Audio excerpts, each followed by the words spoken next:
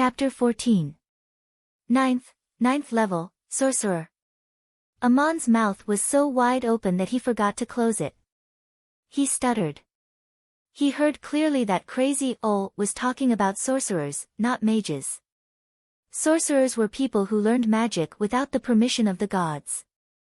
They would be punished by the shrines. How could he obtain the power of a demigod? That was unbelievable. Crazy Ol stopped talking. His eyes seemed to be looking far away through the wall, as if he was recalling something. After a long while, Amon came back to himself. He asked carefully, "Are you a sorcerer too?" "Yes, I'm a sorcerer. But I'm not as accomplished as my student." "I'm only an 8th level sorcerer," answered Crazy Ol confidently, but he did not turn around to look at Amon. Amon was petrified. He stared at Crazy Ol for a long time before he asked in a low voice, "Your student?" He paused, not knowing how to continue. Crazy Ol seemed to be talking to himself. "His name is Bear. If he hadn't become a god, he would have died a long time ago. The last time I heard from him was 30 years ago, brought by Schrödinger. At that time, he kidnapped Troni, the adoratress of the Temple of Isis, and was being hunted by a large number of mages and warriors. He wanted to come to me, but he couldn't get away. Then there was no more news from him." Amon could not make a sound, as if he was under a magic spell. Crazy Ol's short words contained too much shocking information. First, if the sorcerer hadn't become a god, he would have died a long time ago. Obviously, he was hinting that mortals could become gods. And in all the prophecies, humans could not live forever like gods, let alone sorcerers who were cursed by gods. Second, the message brought by Schrödinger 30 years ago meant that the cat had lived for at least 30 years and could send messages between sorcerers. What a magical cat! Amon recalled his childhood. That greedy and dirty fat cat had been at Crazy Ol's house for as long as he could remember. However, Schrödinger was too lazy. It slept soundly in the corner all day long, and almost no one noticed it. The most shocking thing was that the magician named Baal had abducted the saintess of the Temple of Isis 30 years ago. At this time, Amon still had no idea what kind of person the adoratress was, but he knew that a magician would never be so ostentatious as to cause trouble in the temple. It was as if he did not care about his status at all.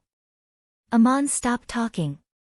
Crazy Ol turned around and looked at him. "You can't believe it, can you?"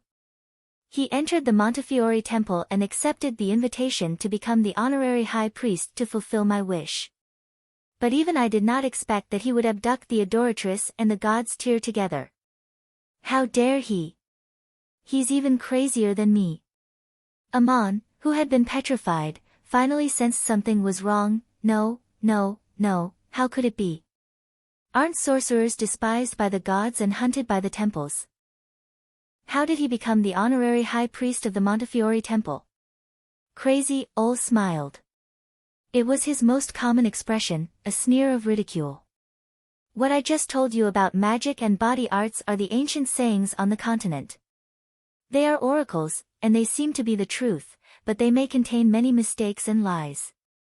I taught Baal everything, and I only wanted him to fulfill one wish of mine, which was to find out the real secret of the gods." Amon Ol's brain was not working so well at the moment. He could not think of so many complicated questions. He asked again, "You haven't told me how a sorcerer despised by the gods could become the high priest of the Montefiore temple."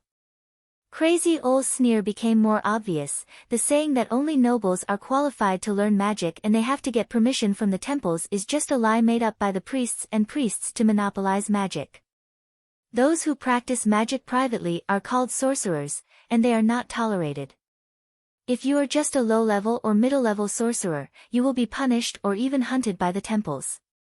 But if you are lucky enough to become a great magician, the situation will change and become very dramatic. What kind of drama? Amon was more and more confused. He had only seen plays praising the gods during festivals in his town. Crazy Ol asked back, "Amon, would you sacrifice a flock of sheep just to kill a beast? What if the beast didn't provoke you and was even willing to help you?" Of course not, I'm not a fool.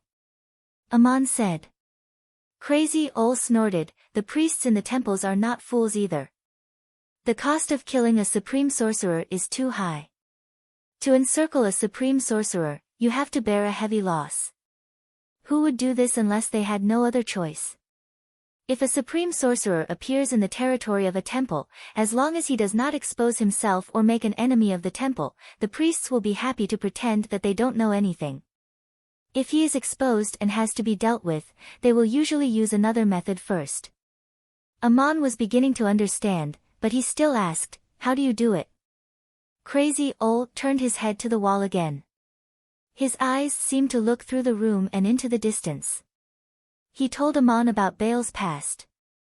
When a supreme sorcerer appeared in their territory, the smartest way was to eliminate him without losing or even increasing their own power.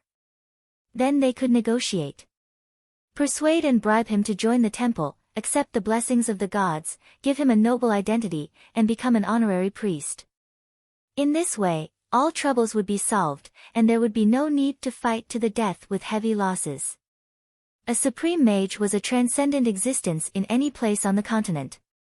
Of course, every shrine hoped to have more supreme mages in charge, which was also a symbol of power and status. Even the king secretly approved of such a thing. Who didn't want more supreme mages to serve them? When a sorcerer became a mage, not only did he no longer have to worry about his identity, but he could also enjoy an honorable status. Shrines that could attract supreme mages enjoyed great wealth and resources. Practicing magic and enjoying the reverence of the people here was much better than being a sorcerer who could not see the light of day. So why not? So these negotiations were often easy and pleasant, and both sides were happy. But there were also exceptions. Those who could practice magic in private and reach the highest level were all rare geniuses in the world. Among them, there was no lack of arrogant people who would not accept such an invitation. But as long as he did not openly make an enemy of the temple would promise him benefits or gifts in private, as long as there was no conflict between the two sides. Only in open hostility, when a supreme sorcerer became an enemy of the kingdom and the temple, then he must be eliminated. It would be an extremely tragic battle of annihilation, and even all kinds of forces would be involved. Baal was a student of Crazy Ol Nietzsche. 36 years ago, when he entered Montefiore, he was already an 8th-level supreme sorcerer. He was very straightforward. He went directly to the temple of Isis to show his identity and demonstrated his magical achievements, which surprised the adoratress and the 3 high priests. Then, naturally, Baal became the honorary high priest of the temple of Isis, a respected supreme mage. The Montefiore shrine claimed that Baal had been practicing magic for many years, never caring about the publicity of his reputation. It was not until he became an 8th-level supreme mage that he accepted the title of honorary high priest. How pious, humble, and determined he was. In the beginning, Baal only had the symbolic status of honorary high priest, and did not hold any real power. But 3 years later, the situation changed again. During the period when he was the honorary high priest of the Temple of Isis, his magic advanced to the 9th level, and he became a demigod. At that time, Troni, the adoratress who represented the highest authority of the Temple of Isis, was only at the 8th level. Baal's status not only became extremely honorable in the Temple of Isis, but also became one of the elders of the magic assembly of the Empire of Igut. He was qualified to participate in the discussion of the supreme mysteries of magic, to guide the nobles and priests in their practice of magic, and to consult the historical records in the archives of the Temple of Isis and the magic assembly of the Empire of Igut. These were the reasons why Baal entered the Temple of Isis. It was Crazy Nietzsche who taught him everything. He only hoped that Baal could fulfill one wish, to find out how a god became a god. If he knew this secret, he might be able to answer 2 questions. Could a mortal become a god? If so, how could he become a god?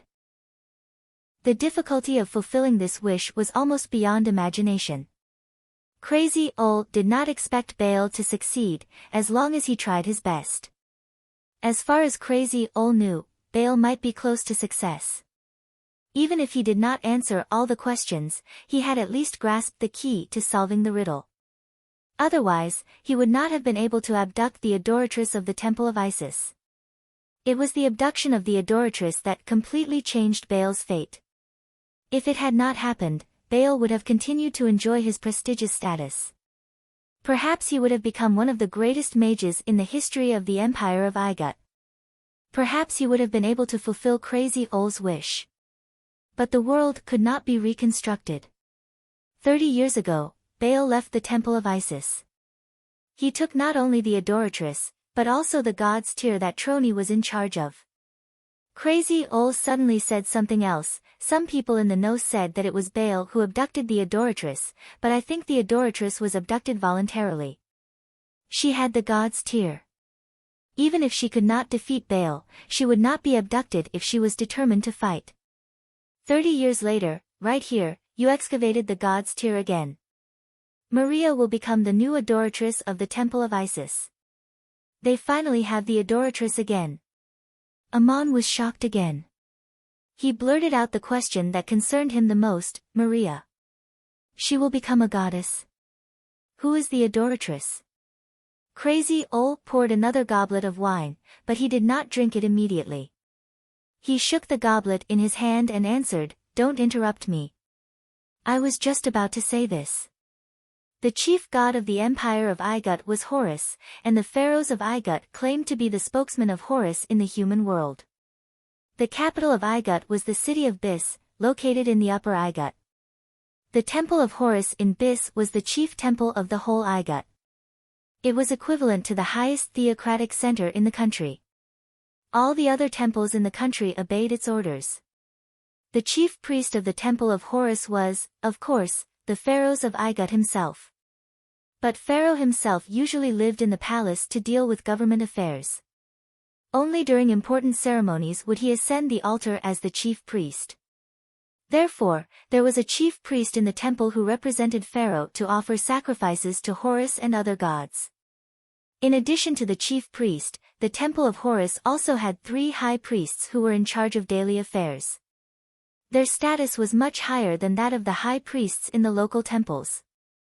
There was also a group of senior priests in the temple of Horus. They were the most honorable group in the empire. The Magic Council and the Magic Academy, which represented the highest authority of magic in the empire, were also located here. The Upper Igut was located in the fertile valley of the Upper Nile River. Another important territory of the Empire of Igut was the Lower Igut, which was located in the delta of the Lower Nile River. In history, the Igut had been divided into 2 countries. The capital of the Lower Igut was Montefiore. Later, Pharaoh completed the unification. The main temple of Montefiore was the Temple of Isis, which was also the most important temple in the whole of the Lower Igut. The chief priest was Pharaoh, which symbolized the rule of the Lower Igut. But the person who offered sacrifices to the gods on behalf of Pharaoh was the adoratress. The chief goddess worshipped in the Temple of Isis was, of course, the goddess Isis. She was the mother of Horus, the goddess of fertility worshipped by the people of the Igut, and the patron goddess of Montefiore since ancient times. The Temple of Isis not only offered sacrifices to the goddess Isis, but also to the various gods of the Igut. In the middle of the temple was the statue of the goddess Isis holding the baby Horus. Isis was worshipped as the Virgin in the Igut. There was a tradition since ancient times that the person who offered sacrifices to the goddess on behalf of the people was called the adoratress. The full name was, the adoratress of the goddess Isis. The god's tear on her scepter was the symbol of the adoratress. It represented the loyalty, love, and compassion of the goddess Isis. The adoratress was pure and pious. She offered everything she had to the goddess Isis. Therefore, no adult man was allowed to touch her. They could only kiss the soil under her feet to show their respect. According to the records, 30 years ago, the adoratress of the Temple of Isis, Trony, killed an evil 9th-level sorcerer with the power granted by the goddess. Unfortunately, she fell, and the god's tear on her scepter was destroyed in the fierce battle. This was the official statement of the Igut, and its authority was unquestionable. The evil sorcerer was, of course, Bear. This incident was called the sorcerer's disaster in the history of the Igut. As far as Crazy Ol knew, the truth was that Bear, the honorary high priest of the Temple of Isis, the 9th-level supreme mage, had abducted the Adoratress and the god's tear. This was absolutely intolerable. It had violated and shaken the authority of the gods who ruled the empire. Pharaoh had issued a secret order to destroy him. Wherever Bear went, the forces of the various shrines in the lower Igut participated in the operation. Bear hid everywhere, and eventually, he could not find a place to stay in the Egyptian empire. He fled through the desert all the way out of the border, and came to the mountains where the three kingdoms of Assur, Babylon, and Hittite met. The pharaohs of Igut sent a large number of mages and warriors to hunt him down, but none of them returned. Bear and Troni were never heard from again. After this incident, all records of Bear as the honorary high priest of the Temple of Isis and a member of the Magic Council of the Igut were destroyed. No one was allowed to mention him again. In the official records, he was an evil sorcerer who was killed by the Adoratress, Troni, at the cost of her own life. At this point, Crazy Ol fell silent again. The room was quiet for a long time. Both the old and the young were lost in their own thoughts. Amon finally knew who the Adoratress was and what kind of person Maria would become. He could not help but feel sad. Although he knew that nothing could happen between him and Maria, there was always a trace of regret in his heart. He couldn't help but silently think of her and let out a deep sigh. His sigh didn't sound like a 14-year-old child at all. In the end, it was Amon who broke the silence. You said that your student, the Archmage Baal, is close to solving the secrets of the gods. Do you have any concrete proof? Crazy Ol answered absent-mindedly, it was the last message he sent 30 years ago, which confirmed my speculation. But I still don't know how many mysteries he has solved. When I explain the situation of magic arts and body arts, many people's understanding may be wrong. Divine arts and body arts were deliberately separated, and the key content was still missing. That should be the secret of the gods. Chapter 15. Like Amon, Nietzsche was a minor in Duk when he was a teenager. That was more than 100 years ago. At that time, Babylon, Assyria and Hittite were experiencing chaotic wars. The ruler of Saya had changed hands several times. The living conditions in Duk were much worse than they are now. The barren land here could only grow a small amount of barley and beans. There were few sheep grazing on the edge of the charcoal forest. One spring, when all the sheep had been eaten, Nietzsche felt that the food was tasteless, so he went hunting in the forest to the east of the town. A strong miner could also become a good hunter. Although the forest was dangerous, Crazy Ol had hunted many times on the edge of the forest since he was a child. This time, Nietzsche walked a long way. Along the way, he hunted some prey and roasted them into dried meat, which he carried on his back. Unknowingly, he had already passed through the territory of the cave dwarfs and entered the steep Euphrates Valley. When he was chasing a deer, he accidentally lost his footing and fell from the cliff. Fortunately, he was entangled by vines in midair. After breaking many vines, he stabilized his body and climbed to a very secret place. As a result, he found a body that had just died and obtained the person's belongings in a sunken place under the rock to shelter from the rain. The deceased was an advanced mage. In the melee, he used a magic tool to escape from the pursuit. Due to his serious injuries, he fell to the ground in this remote place and finally died. The mage came from the Marduk shrine of Babylon.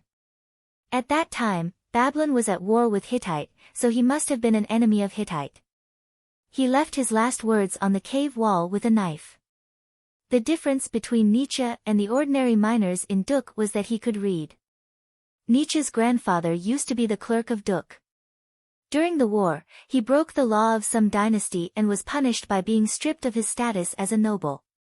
In the last few years of his life, he taught his grandson how to use a clay knife. The place where Nietzsche fell was far from any human habitation. Opposite him was the rapid Euphrates River, and behind him was a steep cliff. The seriously injured mage lacked food and medicine. In pain, he begged and prayed to Marduk for 7 days and 7 nights, trying to get mercy and redemption. Finally, before he died, he gave up all hope. In his last words, the despairing mage expressed that he no longer wanted to return to the shrine. If anyone found him, he requested to be buried here in the traditional way of his family and to bring his belongings to his wife and children. In return, the mage left behind all the secrets of magic he knew, including not only the various stages from the lower to the advanced, but also the information on how to advance from the intermediate to the advanced. Among his belongings were a staff engraved with markings and several precious magical artifacts. That was the turning point in Nietzsche's life. He learned magic in private. Fortunately, he was not seriously injured and had enough food in his backpack. He stayed here for several days, recording all the contents of the magic and burying the mage. Relying on his strong body, he climbed up the cliff along the vines with the mage's belongings. The people of Duk all thought that Nietzsche had lost his life in the forest. But 10 years later, Nietzsche returned to Duk, claiming that he had been captured by the cavemen while hunting and had been a slave in their village for 10 years. Now he finally had a chance to escape from the forest. But no one knew that Nietzsche was now a sorcerer who had just returned from Babylon City, the capital of the Kingdom of Babylon. He was going to Babylon City to return the mage's belongings. As a third-level sorcerer, Nietzsche could handle many situations on the way as long as he was careful. Only in the outside world did Nietzsche realize the uniqueness of the mining skills he had learned since he was a child. When he obtained the mage's belongings, he already had the agility and reflexes of a second-level warrior.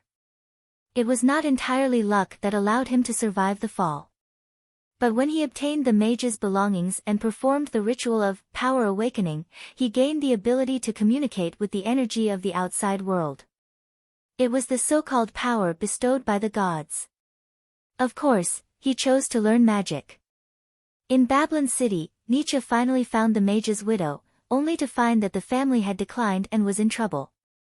Most of the priests in the shrines were hereditary, inherited by the eldest son or son of the family who was most suitable to learn magic.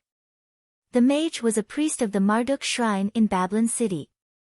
His only son was not yet an adult and could not inherit the position of priest. Her husband's whereabouts were unknown, so the mage's widow owed a large debt. The creditor was a noble in Babylon City. He asked the widow to marry him in order to take over the territory and inherit her husband's position as a priest, which was common in times of war. Nietzsche's arrival helped the mage's widow out of trouble, because the mage's belongings were very valuable, almost equal to half of his family's wealth. Otherwise, his disappearance would not have caused so much trouble for the family. The widow was very grateful to Nietzsche. Out of kindness, she told him in private, "If you follow my husband's last words and become a sorcerer, don't reveal your identity.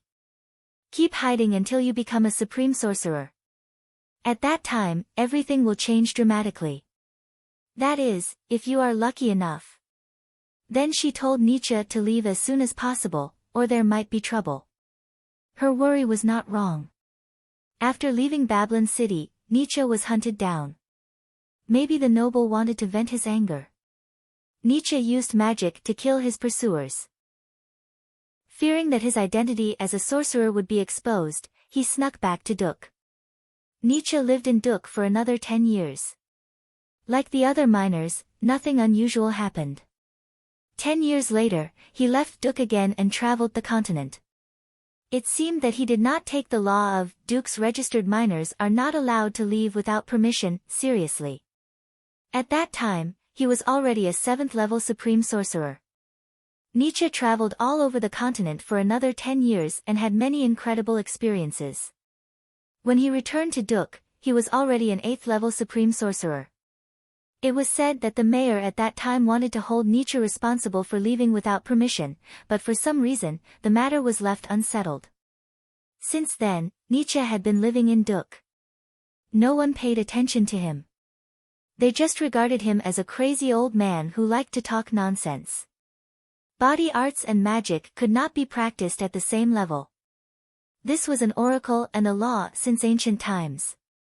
After obtaining the relics of the mages, Nietzsche awakened the power bestowed by the gods and began to specialize in magic.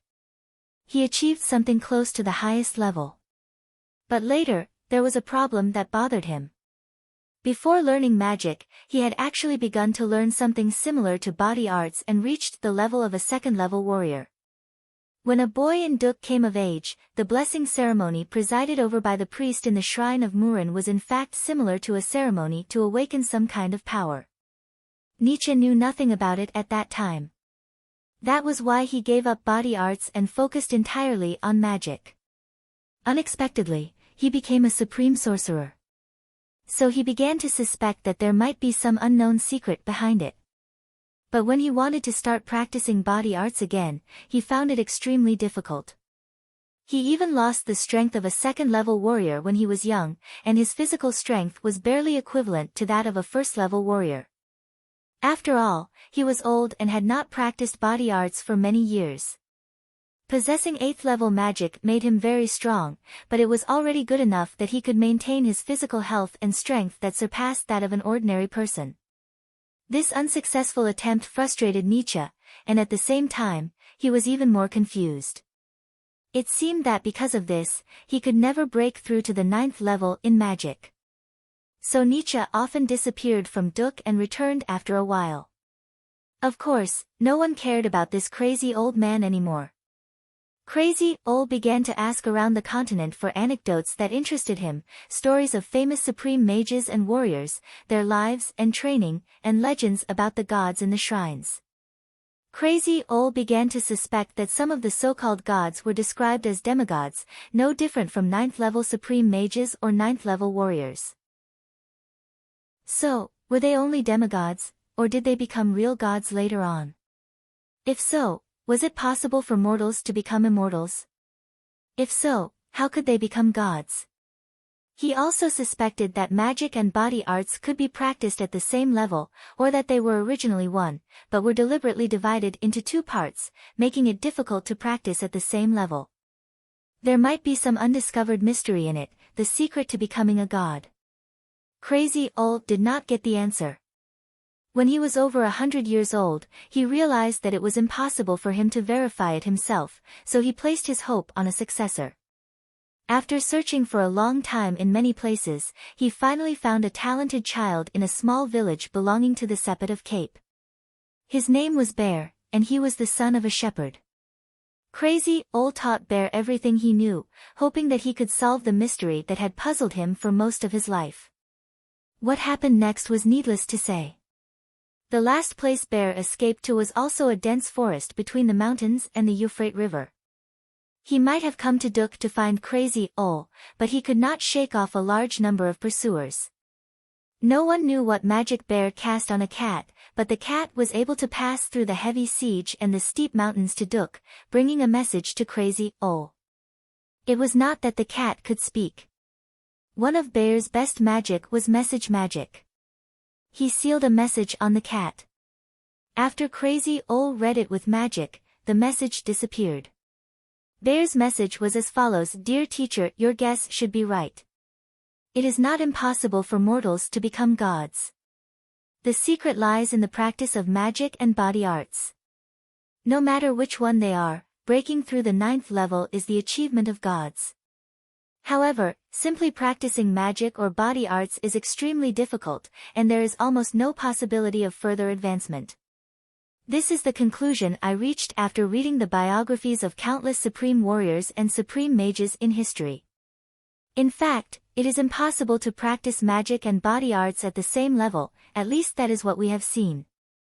There is one exception, and that is the most basic and almost insignificant technique of Duk. Teacher, you taught me that first. But you are also a Duk miner. You have made great achievements in magic, but you could not make a breakthrough in body arts. Apart from age and physical limitations, it is indeed a puzzle. I may have discovered a secret over the years. The practice of body arts is the same as that of magic. There are different kinds of tests. This kind of test is not specifically mentioned. Those warriors who advance to the next level may have unintentionally met the requirements, but there is no clear summary. If this is a method left by the gods, then it is possible that some content was deliberately ignored from the beginning. There are many more people who practice body arts than magic. Many people do not know what kind of test they have unintentionally passed. They only think that they have relied on hard work, perseverance, and a little luck. They are right, but I want to unravel the secret behind this luck. People do not get lucky out of thin air. I have studied the experiences of countless warriors, both low-level and high-level, and have summed up some patterns in their experiences. These may be the content deliberately ignored by the ancient books. If magic and body arts were originally one, and they were combined as a method of practice, then there was a special order. Just like music, it could not be messed up. Otherwise, there would be no way to practice at the same level, and one could only give up on one achievement in order to obtain another. If you go astray from the beginning, it will be very difficult to give up the power you have gained and start over again. I am not sure about these, and it is still just a guess. The secret of becoming a god may be among them. Even if it is indeed the secret of becoming a god, most people can only look at it and sigh, because whether it is a 9th level mage or a 9th level warrior, it is quite rare in this world. I am thinking about it and have not come to a definite conclusion. I have taken the adoratress of the Temple of Isis and the God's Tear, which may help me solve this secret. Because of this, I have been hunted by a large number of mages and warriors. I can only convey this message to you, teacher. Your student, Bear Crazy Ol finally finished talking about the past and sat down to drink in silence. Amon did not speak for a long time. Even if he had a stomach full of questions, he did not know where to start. These topics were too profound for him, beyond his imagination. They had been talking for the whole afternoon. It was getting dark, and it was time for Amon to go home for dinner. By now, Crazy Ol had finished a jar of wine, but there was no drunkenness in his eyes, only a trace of inexplicable tiredness. He put down the cup and said, Amon, I have watched you grow up and trained you since you were a child. Your potential and aptitude are even better than Bear's. Ah. Amon didn't answer. He felt that Crazy Ol was implying something. It seemed that Crazy Ol was plotting something against him. As expected, Crazy Ol continued, I wanted to train you into an excellent supreme sorcerer, but every time I think of Bear's message, I always feel that we should be more cautious. We can't make the first step wrong. Me. Amon did not finish the sentence.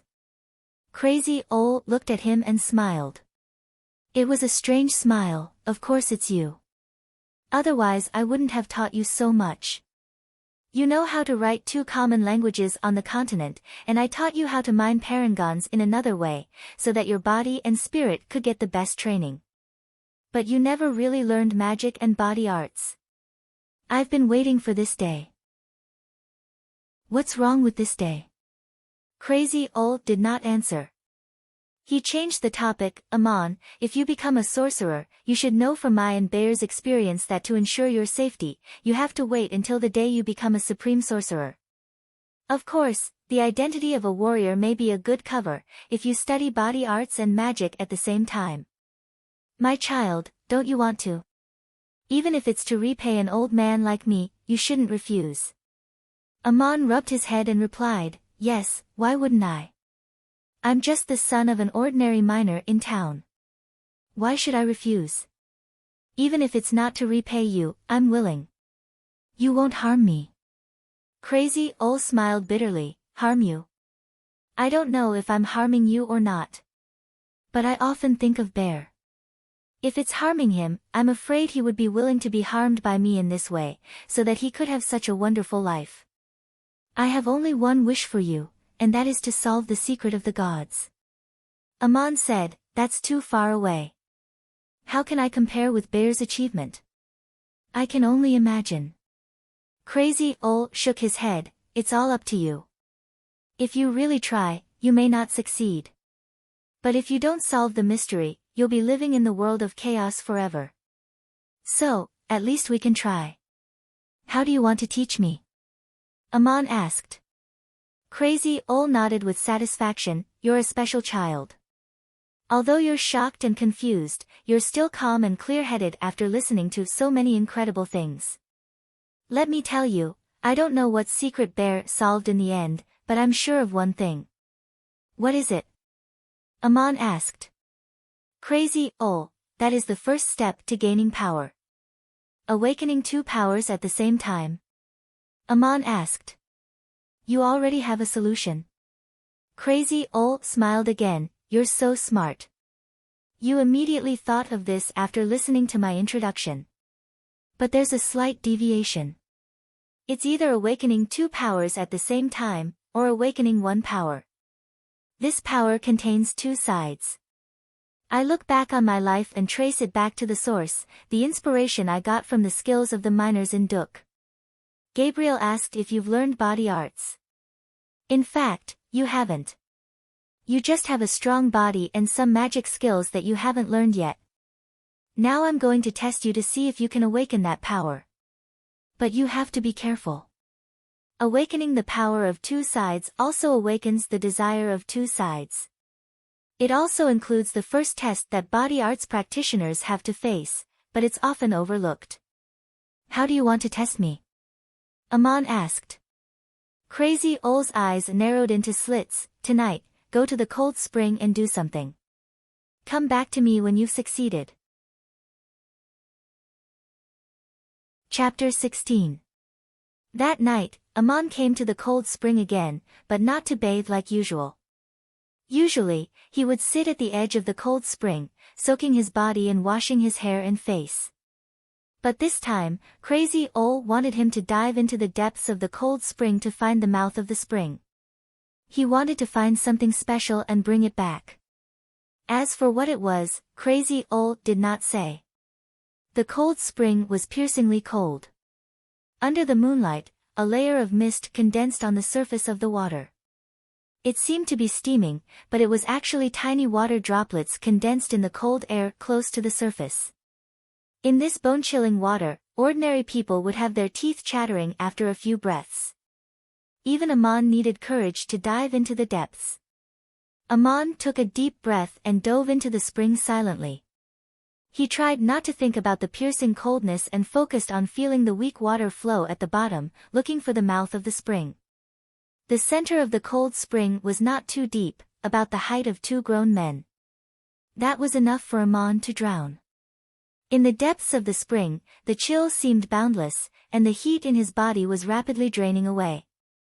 Aman tried his best not to tremble and twitch, but every pore on his body was contracting and trembling, and every muscle fiber was trembling rapidly and weakly. It was difficult to concentrate in this situation, but Aman did it. He felt that the seemingly calm spring was flowing slowly in the depths. He traced the flow back to the source. The source of the cold spring was overflowing from a pile of pebbles at the bottom. Suddenly, Aman felt a deeper coldness in the bone-chilling coldness. It was a subtle difference that was hard to distinguish because his body was already freezing.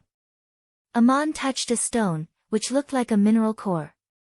When he tried to concentrate on feeling it, his body suddenly shivered uncontrollably and he almost choked on the water.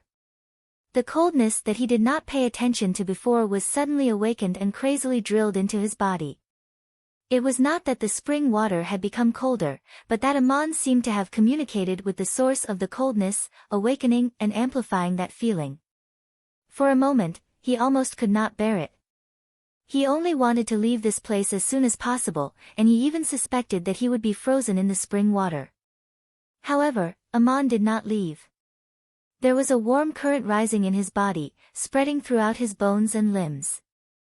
This reaction usually only appeared when he left the cold spring and sat down to rest, but now it appeared in the spring. It meant that he had stayed long enough and was about to exceed a certain limit. His body had instinctively protected itself and awakened a kind of power. Aman grasped the pebble, which was the size of an ore, but he couldn't lift it.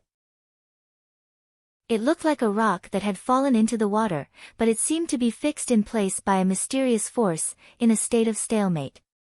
Aman, who was holding his breath, concentrated all of his spirit. In an instant, the cold and hot currents in his body seemed to be under his control. His whole body was trembling rapidly, and his chest was suffocating. His right hand released an astonishing amount of power. Suddenly, he felt the pebble was lifted. Amon's body jumped out of the water and landed with a plop, still holding the stone tightly in his hand. He climbed back to the shore, but he did not care about the pebble. Instead, he closed his eyes and sat there. He seemed to be motionless, but he felt that the blood in his body was flowing rapidly, and every pore was trembling in a way that the naked eye could not detect. The water droplets on his body evaporated, but the coldness in his body took a long time to slowly disperse. He had only been in the water for a short time, but he felt very tired. He stood up and moved his limbs, his movements like strange gymnastics. After he calmed down, he began to carefully examine the pebble. It looked very much like a mineral core, but Amon had seen all kinds of mineral cores, so he couldn't help but feel that there was something different about it. Although it was similar to a natural pebble, it felt a little artificial, although it was made very skillfully. When he felt it in the spring water, it was so cold, but now that he held it in his hand, it was only the normal coolness of a stone, and he could not feel anything unusual. Thinking of this, Amon suddenly realized that something was wrong. He put down the pebble and dived into the cold spring again. The water was still cold, but as Amon had guessed, the bone-chilling coldness was gradually dissipating. So far, Amon should have finished Crazy Ole's task, but he did not stop. He dived into the cold spring again. This time, it was much easier than the last time. Soon, he grabbed a pebble in each hand and threw it to the shore. Then he took a breath and dived again. After throwing 20 pebbles in a row, he climbed back to the shore. This time, he was freezing. His body was a little purple, and he was panting and shaking like a sieve. It took him a long time to recover. At this time, he felt that the moon seemed to be brighter, and a warm feeling enveloped him and slowly seeped into his body. He looked up and saw a parangan floating above him, emitting a soft light. When he looked back again, Crazy Ole was already standing behind him. "Child, you'll hurt yourself. I didn't ask you to take out the whole magic formation. You just need to find the aquaticore in the middle and use your power to take it out." As Crazy Ole spoke, the parangan hanging in the air became brighter. The soft white light seemed to turn into a thick mist, which gradually healed Amon's body. At the same time, there was an oppressive feeling that made him speechless. "But you're even more outstanding than I thought. The reason I asked you to take out the aquaticore is to test two abilities. First, your body must be able to withstand the cold spring and still be able to use your power without being disturbed. Second, your spirit and willpower must be strong enough to be able to detect the slightest changes in that environment. Only in this way can you awaken the power of two sides." As he spoke, Crazy Ole waved his short wand, and the 20 pebbles on the ground broke into pieces silently, as if someone had used a sledgehammer to crack open a mining core. The 20 parangons were exposed. As for the first pebble Amon took out, its surface rippled like water, and then it flowed like water into the sand, revealing a blue parangan in the middle. Crazy Ole explained, 30 years ago, I used 1 aquaticore and 20 parangons to set up a magic formation here to create this cold spring. Now its mission has been accomplished. Those pebbles are not natural ores, they're camouflage. I'm not surprised that you found the aquaticore, but I'm surprised that you've found all the camouflaged pebbles." As he finished, the parangan fell from the air and was caught by Crazy Ole. The tranquil moonlight reflected on the surface of the water. Amon stood up and picked up the blue parangan. "It's called the aquaticore?" Crazy Ole nodded, "Yes. Different colors of parangons have their own names. The blue ones are called the aquaticore by the mages." As a child growing up in Duk, he certainly knew that there were 4 special parangons other than the colorless and transparent ones, red, blue, black and white. But this was the first time Amon had heard of the aquaticore. These 4 special parangons were not as rare as the god's tier, but they were still very rare. Even in a place like Duk, only a few were produced each year. If luck was not on your side, you might not even see one for several years. Last time Ammon mined the god's tear, but it was taken away by Judah before he had the chance to examine it. Today was the first time he had a chance to study the special parangons other than the standard ones. As he was playing with the parangon, he found that Crazy Ol had turned and left. "Where are you going?" Ammon called after him. "Home to sleep, of course. I was afraid that something might have happened to you in the cold spring, so I came to take a look, ready to save you at any time. Since you're fine, I can have a good sleep." Crazy Ol answered without looking back. "What about these parangons? You're not taking them with you?" Ammon called again. "I threw them here 30 years ago. I never thought of taking them away. You took them out, so they're yours. They'll be useful in the future. Tomorrow night, at the same time, in the same place, I'll hold the awakening ceremony for you. Don't forget." As his voice faded away, Crazy Ol disappeared into the black fire thicket. After Crazy Ol left, Ammon sat by the spring and studied the aquaticor. When he tried to concentrate on it, he always felt a mysterious power fluctuating between the parangon and the spring. Something in his body was stirring, as if it was something he longed for. His mind wandered again. The next night, the awakening ceremony Crazy Ol held for Ammon turned out to be a kind of prayer. But different from the rites held by the mages, the supreme sorcerer did not ask Ammon to pray to any specific god. He only taught him how to focus his mind, so that everything in the outside world could be seen but not seen, so that he could clearly feel the subtle changes in his body and mind, concentrate his spirit and communicate with the origin of all things. This was, of course, much more difficult than praying to the gods. Crazy Ol told Ammon that he could also pray to the gods, and explained with a smile, "I heard you and Aristotle discussing the origin of divinity the other day. If you can understand what he said, then you can understand what I mean. To awaken the power, you must be fully prepared. Otherwise, the ceremony will not succeed. And you are well prepared." This ceremony seemed to have opened a door and touched upon an unknown world. Crazy Ol asked Ammon to put the aquaticor in front of him, so that he could gather his spiritual power and use the aquaticor as a medium to feel how to communicate with this unknown world. Ammon could clearly feel a cooling sensation. It seemed to be there but not there. It permeated the surroundings and had no definite shape. When he felt the coolness, it was as if he could turn into ice. This was the most familiar feeling he had in the cold spring for a long time. Then he felt the spring around him resonating with him in a strange rhythm.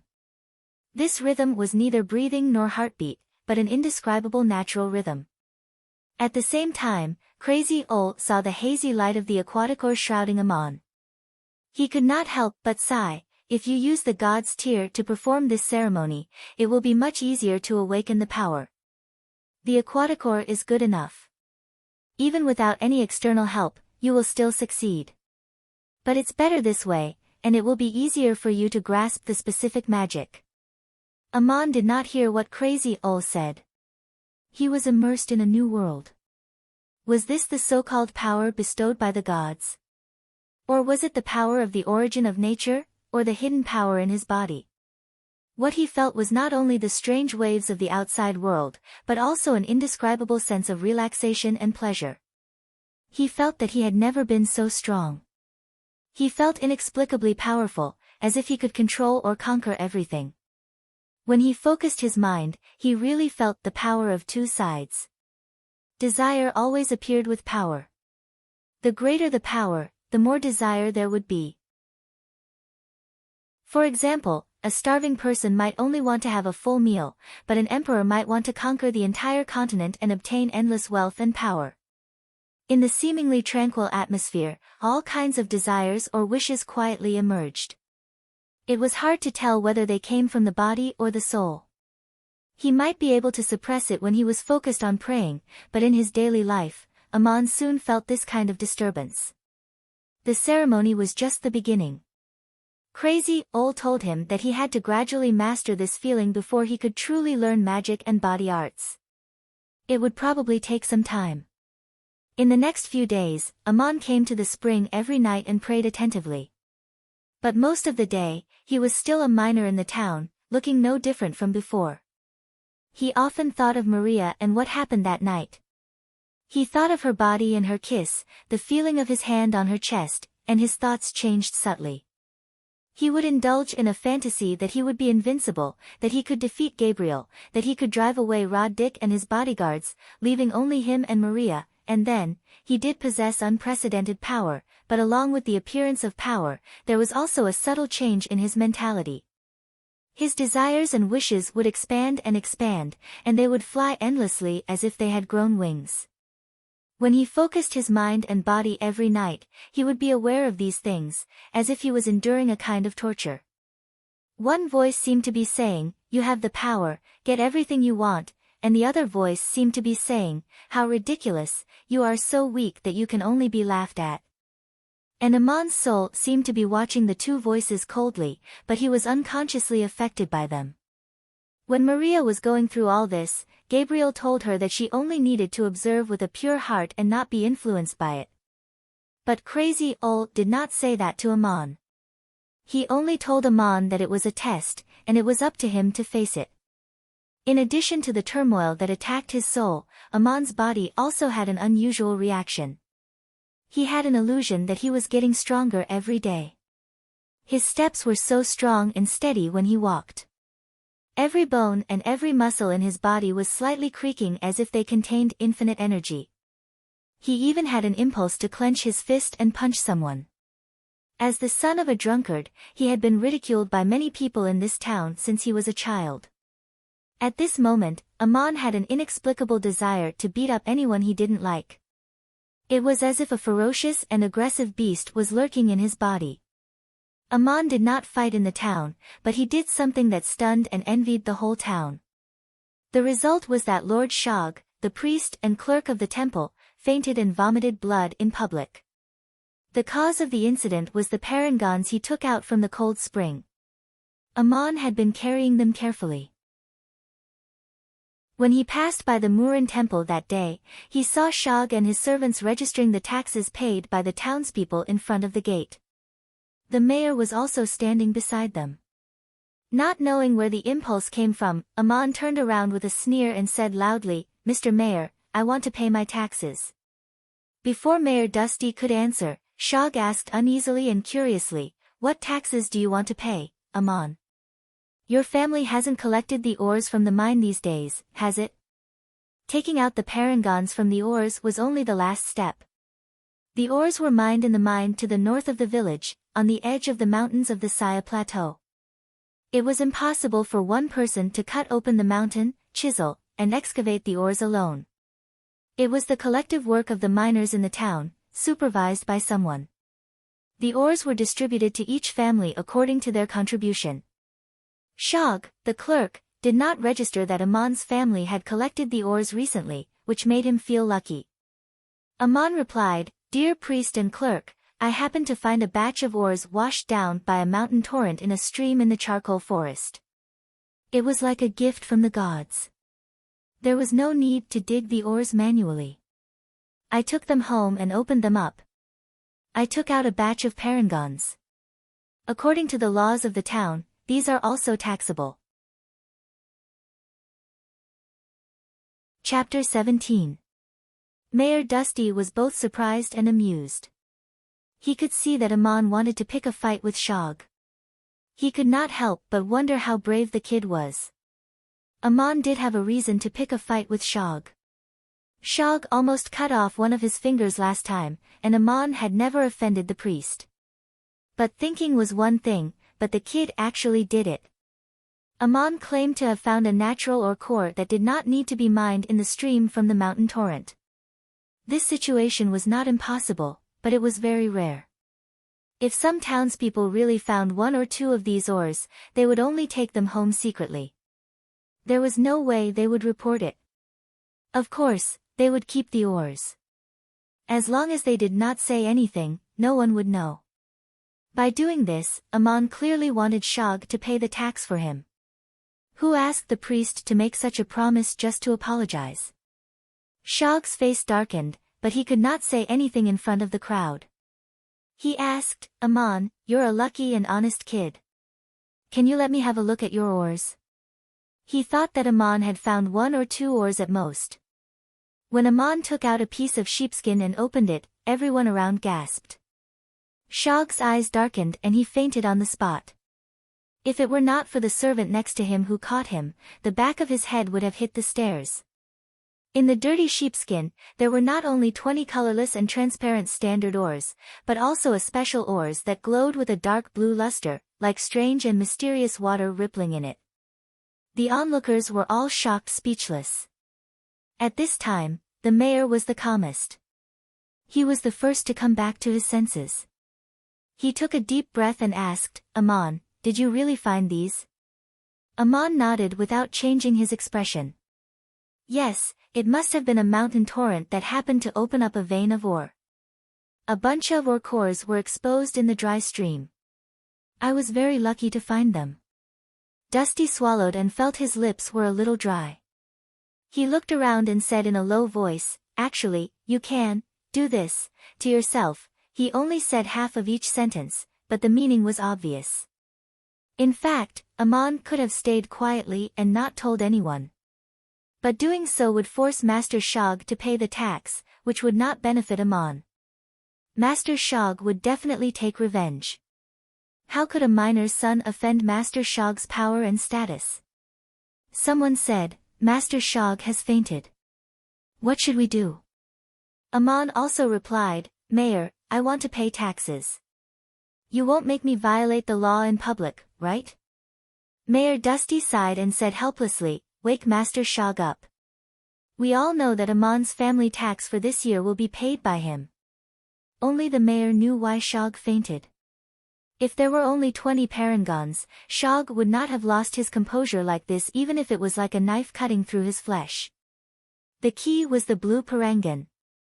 The miners in the town did not know its value. According to the tax, it was equivalent to 200 standard parangons. In other words, Shag had to pay a total of 198 parangons for Aman. 1 parangon was equivalent to 20 gold coins, so Shag had to pay close to 4,000 gold coins. Such a sum of money could buy a luxurious manor in Saya, with a flock of servants and cattle. Shag was woken up by someone rubbing his chest. He stood up with the help of 2 servants and asked in a trembling voice, do you really want to pay taxes, Aman? His eyes looked like they were about to drip blood as he spoke. If looks could kill, Aman would have been dismembered. Aman met Shag's stare without dodging.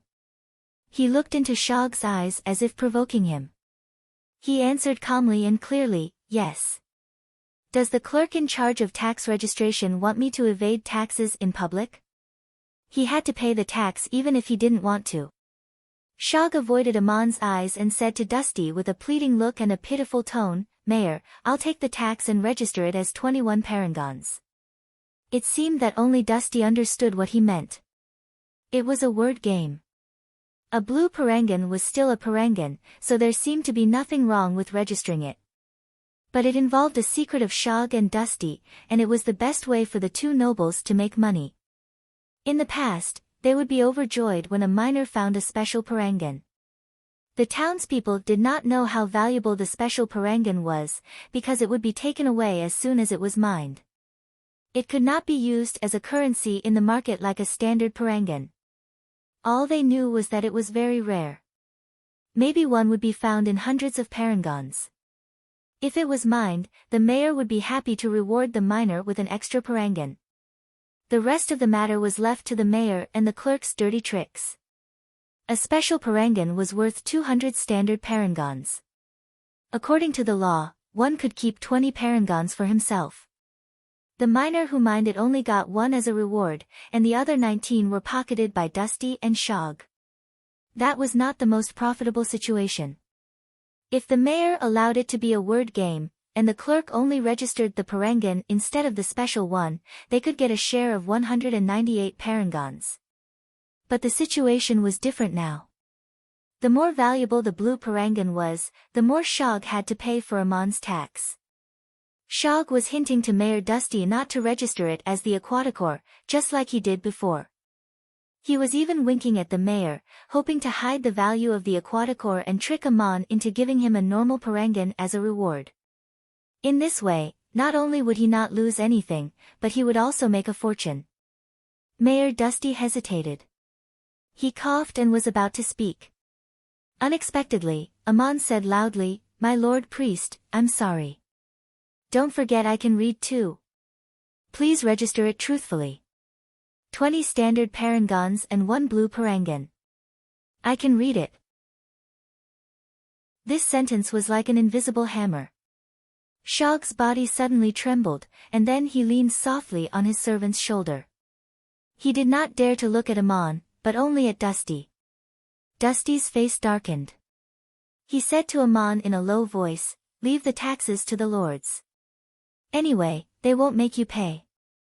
And your blue parangan, can you give it to me? The town will give you a special reward." Amon asked, "If the taxes have been paid in full, then all the parangons can stay in my hands, can't they?" Dusty's throat was a little dry. He said in a low voice, "If you pay the special parangons, you will get an extra reward. You don't lose anything." Before he finished, Amon felt a hand on his shoulder. Crazy Ole's voice was unhurried, "My lord, I often see this kind of thing. Some people take things that don't belong to them. Over time, it becomes a habit, but they forget that it doesn't belong to them. If one day they don't get what doesn't belong to them, they will feel that the real owner shouldn't have it. What kind of person is that?" Looking at Shog's pitiful face begging the mayor, Amon somehow felt a nameless anger rising in his heart. He could hardly suppress it. He wanted to take 2 steps forward and punch Shog in the face. The thought made Amon's body tremble. Crazy Ole appeared at this moment. He put his hand on Amon's shoulder, and an invisible force stopped Amon from moving. Mayor Dusty did not speak, but Crazy Ole continued, "This is the devil. Desire is not necessarily evil. It can encourage people to create and pursue more beauty. But I want to tell a story. There was once a man who stole a gold coin from me every day, and no one pursued the matter. Later on, I kindly told him that it was not good to do so, but his heart was filled with hatred and curses. He asked me to encourage and praise him to continue this behavior, otherwise it would become my evil deed, but he completely forgot that he had once received so much from me. Tell me, whose evil deed is this?" Mayor Dusty broke out in a cold sweat under Crazy Ole's stare. He unconsciously took a step back and turned to Shog, "Clerk, Amon's request is normal and legal. Since he can read, let him watch you register. Write down 20 standard parangons and 1 blue parangan. You will pay the tax." As soon as he said this, Lord Shog's eyes turned white. He straightened his body and spat out a mouthful of blood. Then he fell into the arms of a servant. The servant hurriedly carried him into the shrine for emergency treatment. Most people still did not understand what had happened. It seemed that Lord Shog was sick, very sick. Crazy Ole watched coldly as Shog was carried into the shrine. Then he said to Dusty, "The clerk is not well and can't work. Mayor, please register it yourself."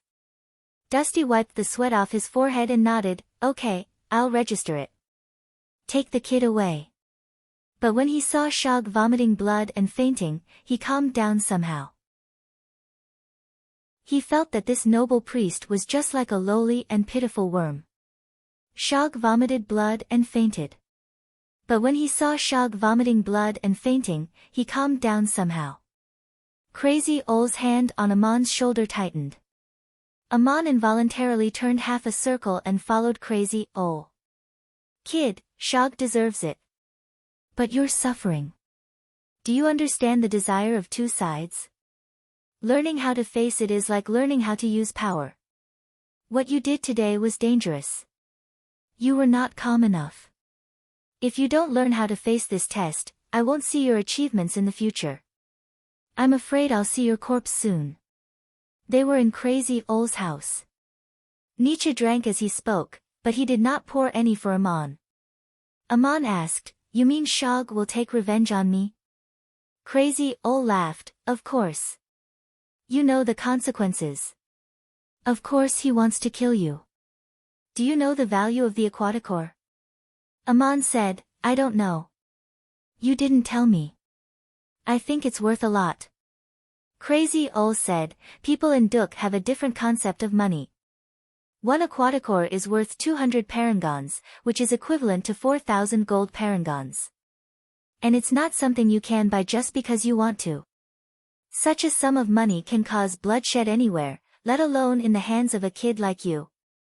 Duk is safe for now, at least I'm here. But what about you?" Amon lowered his head, "You seem to know what I'm going to do. You didn't stop me." Crazy Ole shook his head, "Persuasion won't work. I can stop you, but I can't face the rising desire for you. After this incident, you should understand how to control it. Face it with a clear mind and even enjoy it. But don't let it control your thoughts and actions. Besides, I'd like to see you deal with Shog. He deserves it. But you have to watch yourself." Amon nodded, "I think I understand." Crazy Ole stood up, "It's good that you understand. Now you can learn the most basic first-level magic. There are many kinds of magic, including elemental magic, spiritual magic, prayer magic, spatial magic, message magic and so on. It's difficult for a sorcerer to master all kinds of magic. Most of them have their own specialties. I don't know what you're good at. Since you have the aquaticore, you can start with water magic." Magic was so mysterious and profound in Amon's mind. But Crazy Ole told him that the standard to become a first-level mage was very simple, a sheet of ice. Summoning the water in the environment, condensing it into ice, and quietly covering the ground with a layer of ice. What Amon didn't know was that this meant 3 kinds of water magic. Although they were all first-level magic, the combination was not easy, and it had to be done silently. Crazy Ole didn't tell him how difficult it was for a beginner sorcerer. He only said that it was the easiest way to start. Condensing water into ice was easy. Following Crazy Ole's method, Amon did it on his first try. Summoning the water in the environment to form countless tiny ice crystals, gradually covering the ground. It was a bit difficult at first, but he succeeded after a few days. Crazy Ole smiled at Amon, "You can practice it again and again, but don't use the aquaticore when you practice by yourself." When Amon didn't use the aquaticore as a medium, he found that it was 10 times more difficult to use the same magic. Crazy Ole should have given him a staff, but the old man seemed to have forgotten. He wanted Amon to use his own magic power without any tools. Amon couldn't do it. In fact, many low-level mages couldn't do it, including third-level mages. At least they needed a staff with a common parangon. But Amon already knew what to do. He had mastered the technique. He had succeeded many times with the aquaticore, so he didn't doubt that his method was wrong. It was just that he didn't have enough power. He didn't have any doubts or frustration. Practice hard. At this time, Crazy Ole explained to Amon the special features of the aquaticore and how to use it. The aquaticore not only helped to awaken the power, but also greatly assisted the casting of water magic. If Amon had used his own power from the beginning, he wouldn't have succeeded. Using the aquaticore was a shortcut. However, there was a principle to using tricks, and it could only be used in 2 situations. The first was to better grasp a certain magic, and to understand its methods and techniques in the most thorough way possible. The second was when fighting for life and death, it was impossible to hold back any strength. But after mastering a certain magic, it was best not to use it during practice. Otherwise, it would lead to dependence and complacency, which was not good for one's power. Crazy Ole said so Amon did as he said. He couldn't do it without the aquaticore, but he wasn't in a hurry. Amon kept an eye on it. Every once in a while, he would try it again with the aquaticore to see how much his power had grown. He was satisfied with the result. The ice was forming faster and faster, and the area was getting bigger and bigger. Crazy Ol, of course, knew that it was too difficult for Amon to form ice with his own power, and to do it without anyone noticing. He would be surprised if he could do it easily. All geniuses had their limits. Except for that, Crazy Ol didn't teach Amon anything else, not even body arts. Until one day, Amon spent the whole afternoon secretly forming an almost imperceptible layer of ice on the doorstep of Crazy Ol's house. He wanted to see Crazy Ol fall, and then he could help him. But when Crazy Ol came home, the ice disappeared, and Amon, who was behind the door, slipped and fell. Crazy Ol said to him, "My child, you're already a first-level sorcerer. It's a great achievement for others in such a short time, but for you, I only hope you can make it in time. Because the disaster is coming soon. Because disaster is coming soon. At that time, you must be able to protect yourself, and you must learn how to protect yourself." Amon asked curiously, "What disaster?" Crazy Ol didn't want to say more. He just asked, "Do you still go to the cold spring to practice magic every night?" Amon nodded, "Yes, I'm used to it." The cold spring was no longer piercingly cold, but just a cool pond. But Amon was used to calling it the cold spring, and he also went there to bathe and practice magic every day. It was a secluded place with a peaceful environment. Amon felt a sense of familiarity and intimacy. Crazy Ol didn't say anything more. He just nodded, "Well, go on." Amon didn't know why Crazy Ol said the disaster was coming, but that night, Amon really did encounter a disaster. Chapter 18. Shog was depressed for a long time. He did not go to a doctor because there was only one doctor in Duk, and that was the priest himself. Shog was qualified to learn magic. As a priest of the shrine, practicing magic was one of his daily duties. But not every priest was an excellent mage. It depended on the individual's aptitude and cultivation. It took Shog several years to awaken his power. In the end, he had to go through a ceremony presided over by the supreme mage Goliath in the shrine of Saya. But so far, he had barely reached the standard of a second-level mage. He could only use a few low-level magic, including prayer magic, the most important of which was healing magic. The healing skill of the divine prayer was the most important cultivation content for a priest of a village shrine. It was not only a guarantee that he would be respected by the residents, but also a symbol of a miracle. It had been almost a month since he vomited blood and fainted in public. Lord Shog had given him many healing spells. When he recovered, there was nothing wrong with his body. But he still felt depressed, as if something was stuck in his heart. There was something that he had to get rid of. Finally, the time came. After breakfast, he called for Maki, a servant in the shrine. Shog was the only priest and clerk in the town, but it was impossible for him to be the only one in the temple. A lot of work was done by servants and assistants. Lord Shog lived like a prince, and the work he usually handled was just registration. Maki was his most capable assistant, helping him with the daily affairs of the shrine and managing the other servants. He had already achieved the third-level body arts. Lord Shog was very kind today. He smiled and greeted Maki, "Come here and sit down." Maki was flattered, "My lord, is it impolite for me to sit with you?"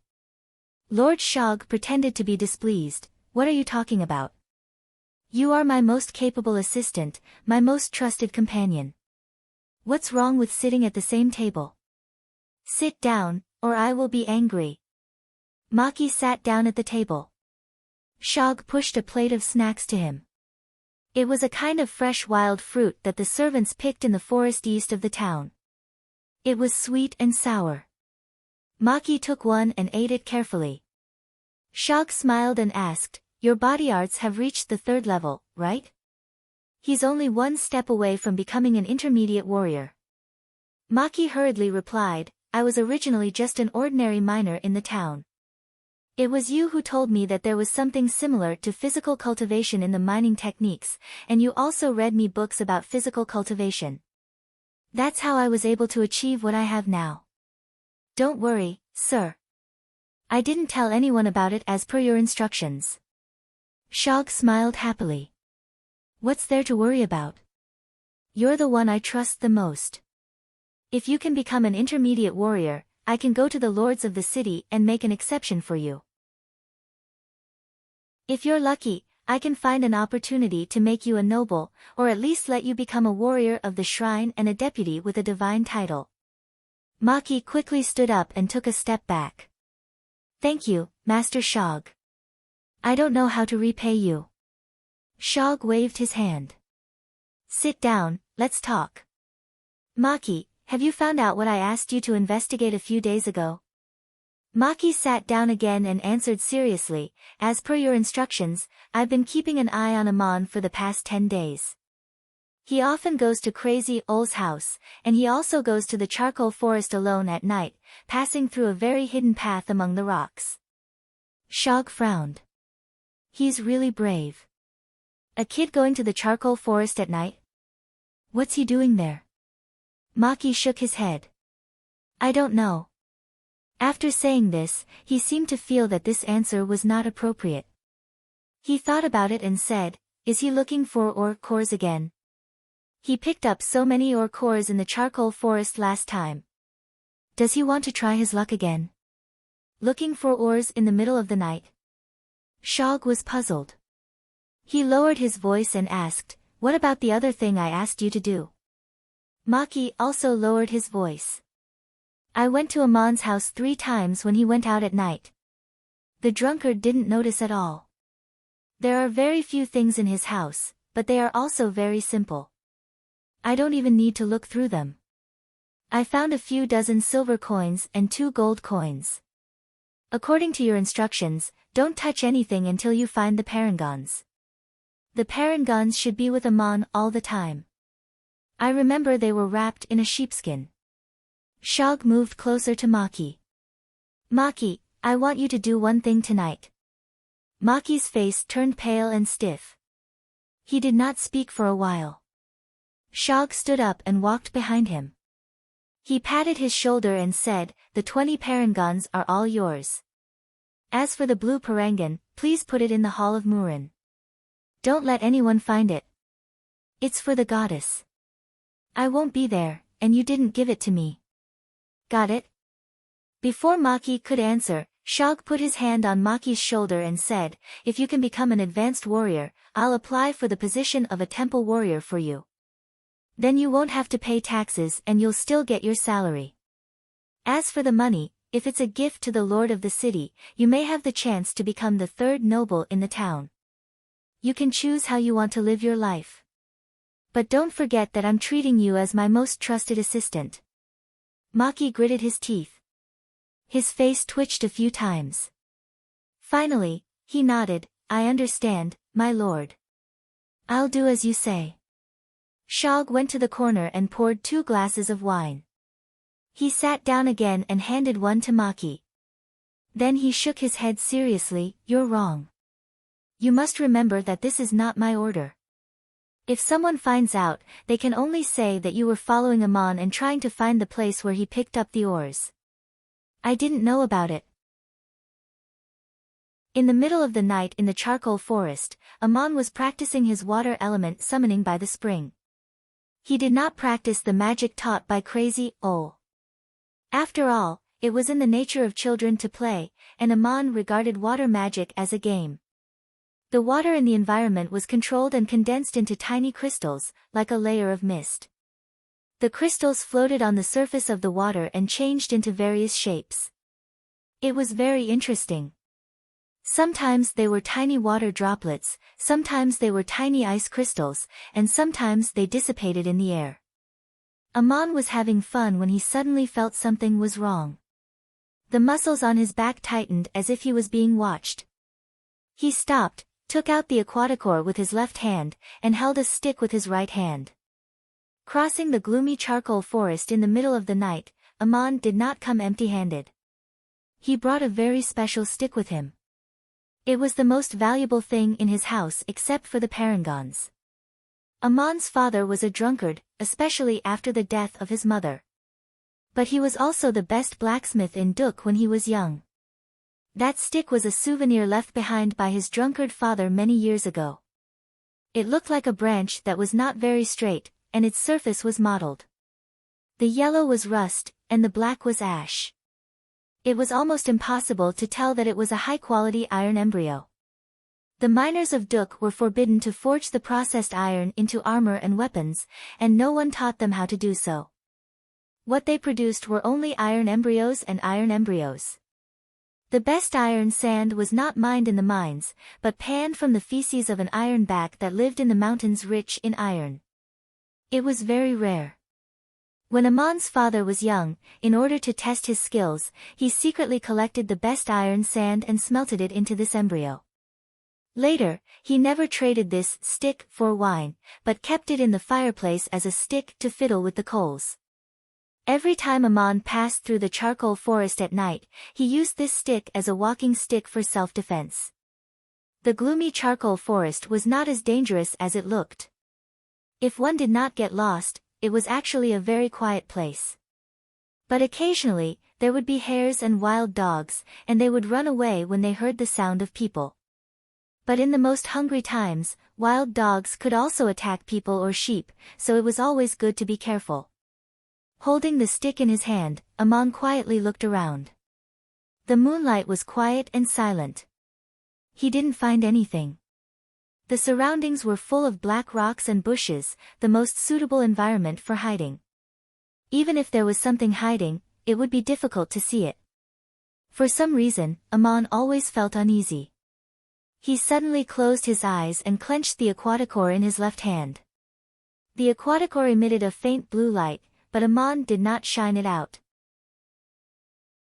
Unconsciously, a faint mist rose from the spring and floated in the surrounding forest. With the help of the aquaticore, Amon used the simplest water element magic he knew to the fullest. Sure enough, he found something wrong. Within the range of the magic, the mist in the air was quietly summoned by him. Even with his eyes closed, Amon could still feel the shape of the rocks and bushes floating in the mist. About 10 steps behind him, there was a man. The man was hiding behind a strange rock, with half of his head peeking out through the bushes. He was holding something in his hand. The shape was very familiar.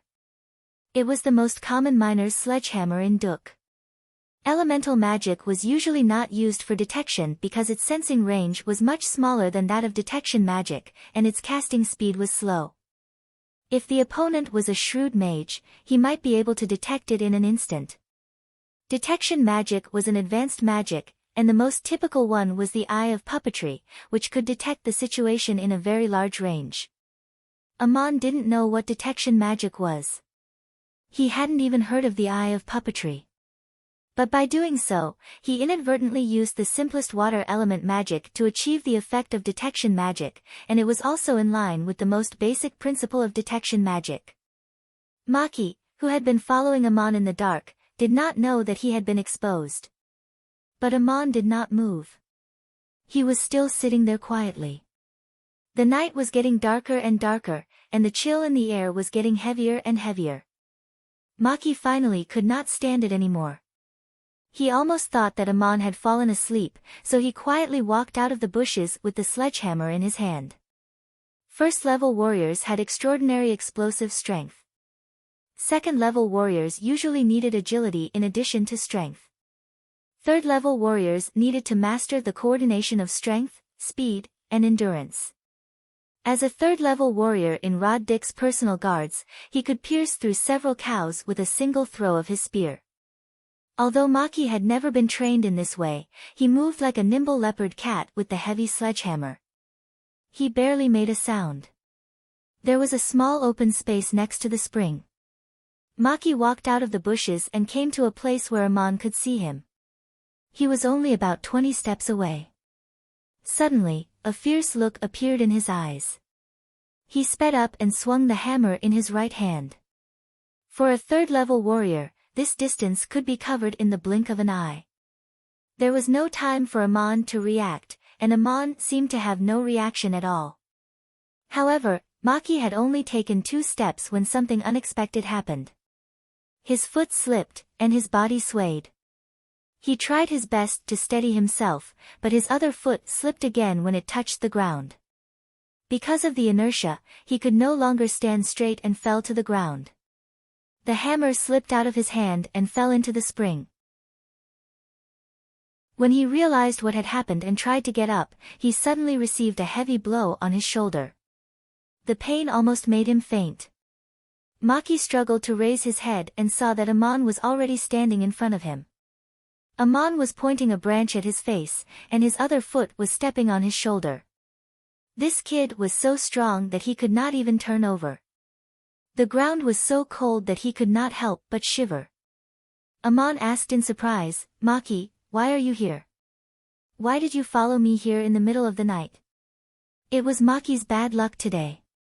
Under normal circumstances, a 3rd-level warrior would not be afraid of a 1st-level mage in melee combat if he was prepared and vigilant. However, Maki did not expect that Amon could use magic. Although it was just a simple 1st-level water magic, the effect of its control and application was so incredible. After discovering Maki, Amon secretly condensed a layer of slippery ice on the way and used a thin mist to cover the reflection of light. If Maki had walked slowly, he would have been fine, but if he rushed forward, he would definitely have slipped. This was the power of magic. It did not need to be very powerful, but it was a different kind of power. Amon also used the aquaticore.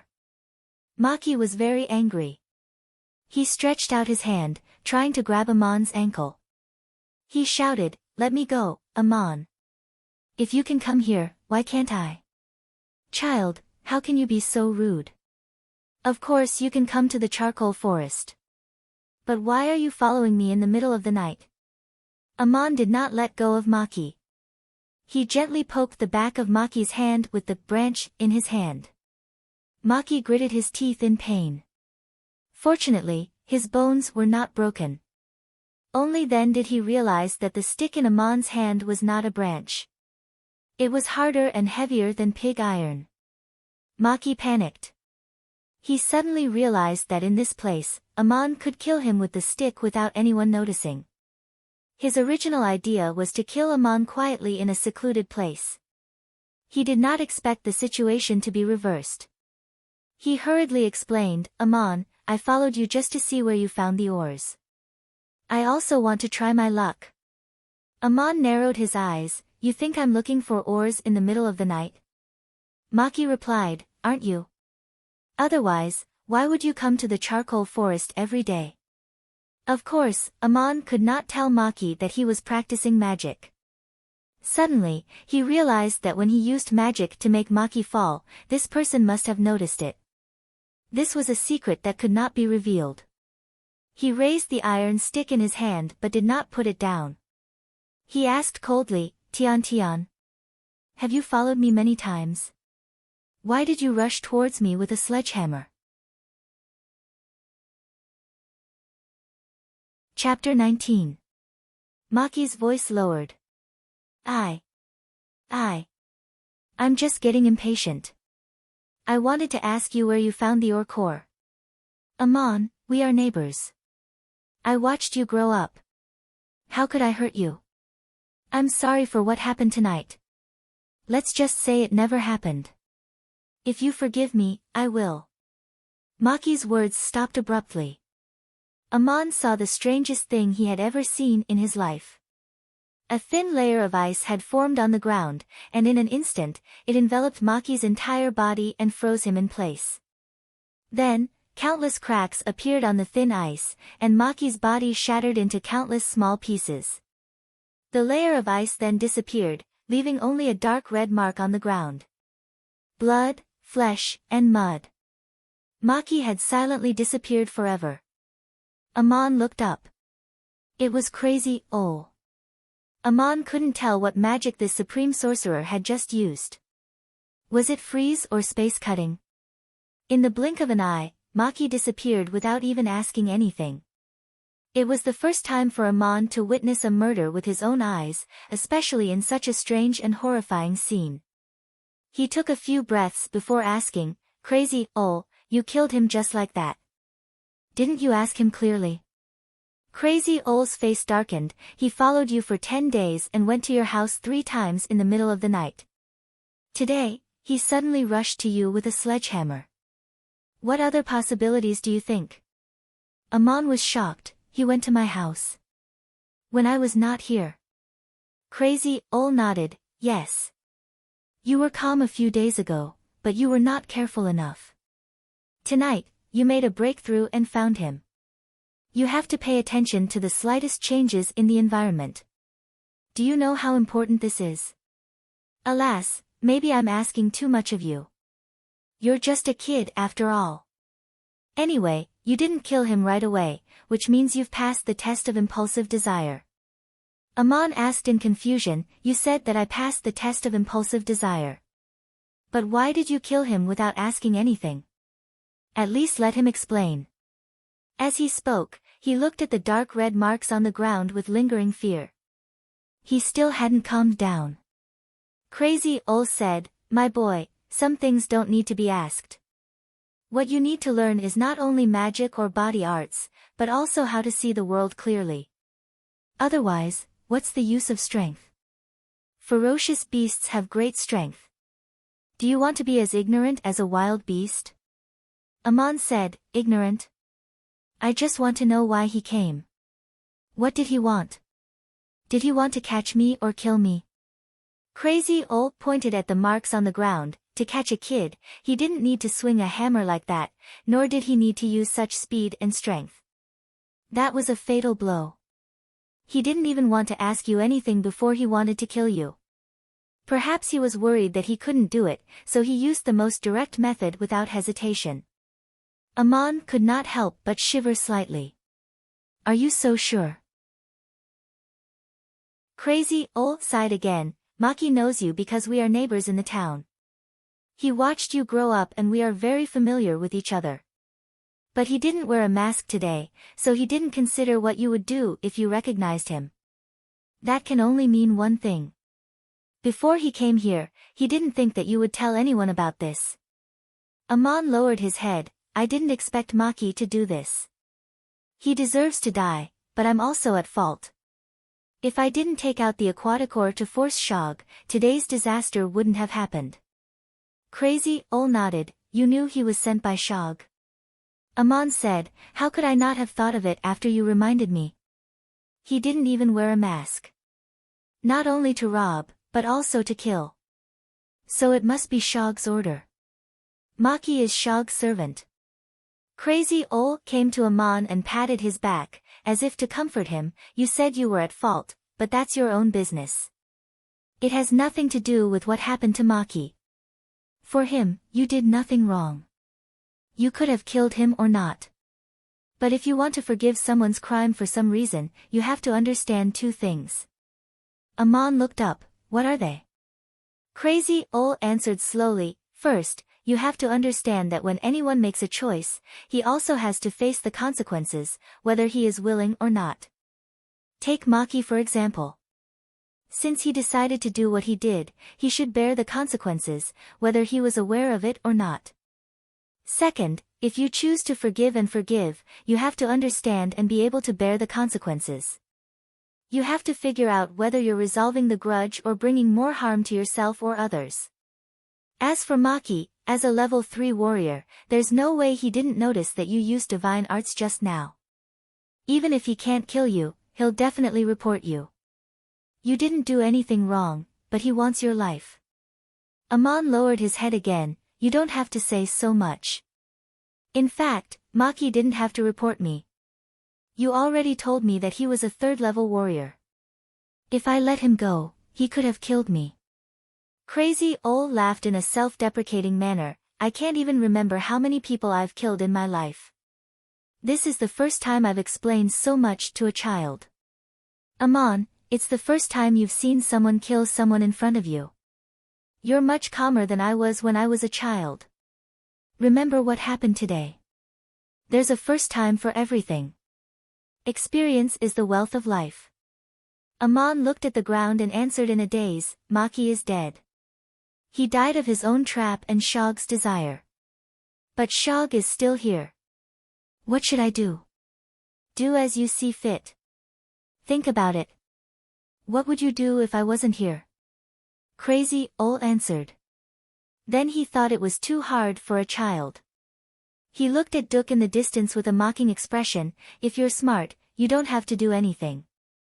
Time is precious now. It's not worth wasting it on someone like that. Amon soon understood why Crazy Ol said, don't have to do anything. Lord Shog was sick again, and this time it was serious. He had lost a lot of weight and looked worried all day long. He didn't come looking for trouble with Amon. Instead, he would walk around the town from time to time. When he saw Amon from afar, he would even take a detour, as if he didn't dare to see Amon. Maki was an important figure in Duke. Him disappearing into thin air caused quite a stir in the town. People talked about it. His family and neighbors looked for him everywhere, but there was no news. Maki's wife cried all day long. Worried, his family went to the shrine of Murin to pray to the goddess of Murin. No one knew if Murin heard the prayers of Maki's family, but the priest did. It was said that Shog gave Maki's family a large sum of money, which surprised and moved the townspeople. Shog almost went bankrupt to pay the tax for Amon. How could he be so kind as to give Maki another large sum of money? Because he felt guilty and scared. He didn't know what happened to Maki. Maki getting lost in the black charcoal forest, being killed by mistake, being captured and imprisoned for interrogation, being exposed and escaping. He thought of all the possibilities, and the more he thought about it, the more frightened he became, fearing that he would also be exposed. Shog was even prepared. If Maki was captured and confessed that he was the one behind it, Shog would deny it and insist that he had nothing to do with it. He would say that Maki was greedy because he saw Amon had so many parangons, so he wanted to kill Amon for his wealth. Anyway, there was no evidence. Maki's testimony could not bring down a noble like Shog. On the contrary, he would be accused of framing him. But that didn't happen. Maki disappeared like air. Mayor Dusty came to see Shog and asked if he had any clues about Maki's disappearance. Of course, Shog said he didn't know anything. He just felt that the mayor's eyes were a little strange, which made him feel uneasy. Shog wanted to know what had happened. He was the one who had sent Maki to kill Amon, but Amon had returned unscathed, as if nothing had happened. Shog didn't dare to ask Amon, for fear of exposing his guilty conscience. But he couldn't figure out how it happened. The more he thought about it, the more scared he became. In the end, Shog couldn't stand it anymore. He asked for leave from the mayor and went to the city to find a better mage. He temporarily escaped from Duke. What was Amon doing during this time? He didn't have time to pay attention to Shog. Crazy Ol taught him many things. To be exact, he didn't teach him, he just instilled him with knowledge. Crazy Ol explained almost all the content of the first level magic to him. It was impossible for Amon to learn them all in such a short time, and Crazy Ol didn't ask him to. He just asked him to memorize them. No matter how good a sorcerer was, he couldn't master all the magic. But he had to understand them and know how to deal with them in different situations. On the other hand, Crazy Ol didn't know what Amon would be good at in the future. It seemed that he couldn't wait to observe, so he laid the foundation for Amon. Such a method of teaching theurgy was almost never seen in the major shrines. Amon tried his best. Only when he was in a state of concentration could he remember so many complex magic incantations. It was even more tiring than mining. In comparison, learning body arts using strength was much easier. Crazy Ol only asked Amon to memorize and understand the lower-level magic, while Amon was practicing body arts. The first level of body arts required the awakening of explosive power, which Amon had already achieved. Crazy Ol asked him to use this power. The technique of Duke's minors included the ability to release and release power at will. But from the point of view of body arts, its original purpose was to strengthen people's bodies. In reality, the most important skills were used in combat, so it was also called martial arts. Crazy Ol wasn't very good at combat, so he only asked Amon to use the branch to practice and feel how to use strength by himself. A supreme sorcerer like him didn't need to fight with swords. In fact, many mages believed that it was against their noble status to engage in rough combat. Many important combat experiences could only be mastered through actual combat. Crazy Ol couldn't teach too much. As for strength, accuracy, agility, and endurance, Amon could practice them in his spare time. Amon felt mentally exhausted. If he hadn't practiced magic a while ago, he wouldn't have been able to remember the content of the magic Crazy Ol taught him. But his body was getting stronger and stronger, and he felt more relaxed and comfortable. But after Shog left Duk, Amon suddenly fell ill. Amon had no concept of illness. He had never been sick since he was a child, so this illness came suddenly and strangely. He often felt cold and feverish, as if he had just taken a bath in a cold spring 2 years ago. What was strange was that 2 years ago he accidentally fell and hurt his leg, and 1 year ago he accidentally sprained his shoulder and back. These injuries had long since healed, but now they seemed to be acting up again. The old injuries were always aching, and it was unbearable. He tried not to show it on the surface, because he didn't want his father to worry. But secretly, he was suffering. When he practiced body arts, he almost couldn't control the iron rod accurately. Crazy Ol cast a healing spell on him. An 8th-level sorcerer's healing spell could only relieve Amon's pain, but it couldn't cure the illness. All kinds of minor ailments kept acting up. Amon didn't know what was wrong with him. He wasn't afraid, but he was worried. Crazy Ol, on the other hand, seemed happy. Crazy Ol saw through Amon's worry. One day, he finally smiled and said, "My boy, it must be hard these days, right? Speaking of which, I have to thank you. From you, I have confirmed a conclusion I've made for many years. And you didn't let me down. You faced a new test so soon." Amon didn't understand. What conclusion? What test? I remember you once said that the first test to become a mage is the awakening of desire, and the next test to reach the peak of primary magic is the firmness of faith. That has nothing to do with my current situation. Crazy Ol shook his head. It's not just a test for mages.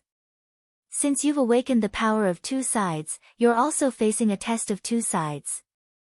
I call it the purity of body. It's something you'll encounter when practicing body arts, but it's often overlooked. There's no clear record of it in the classics.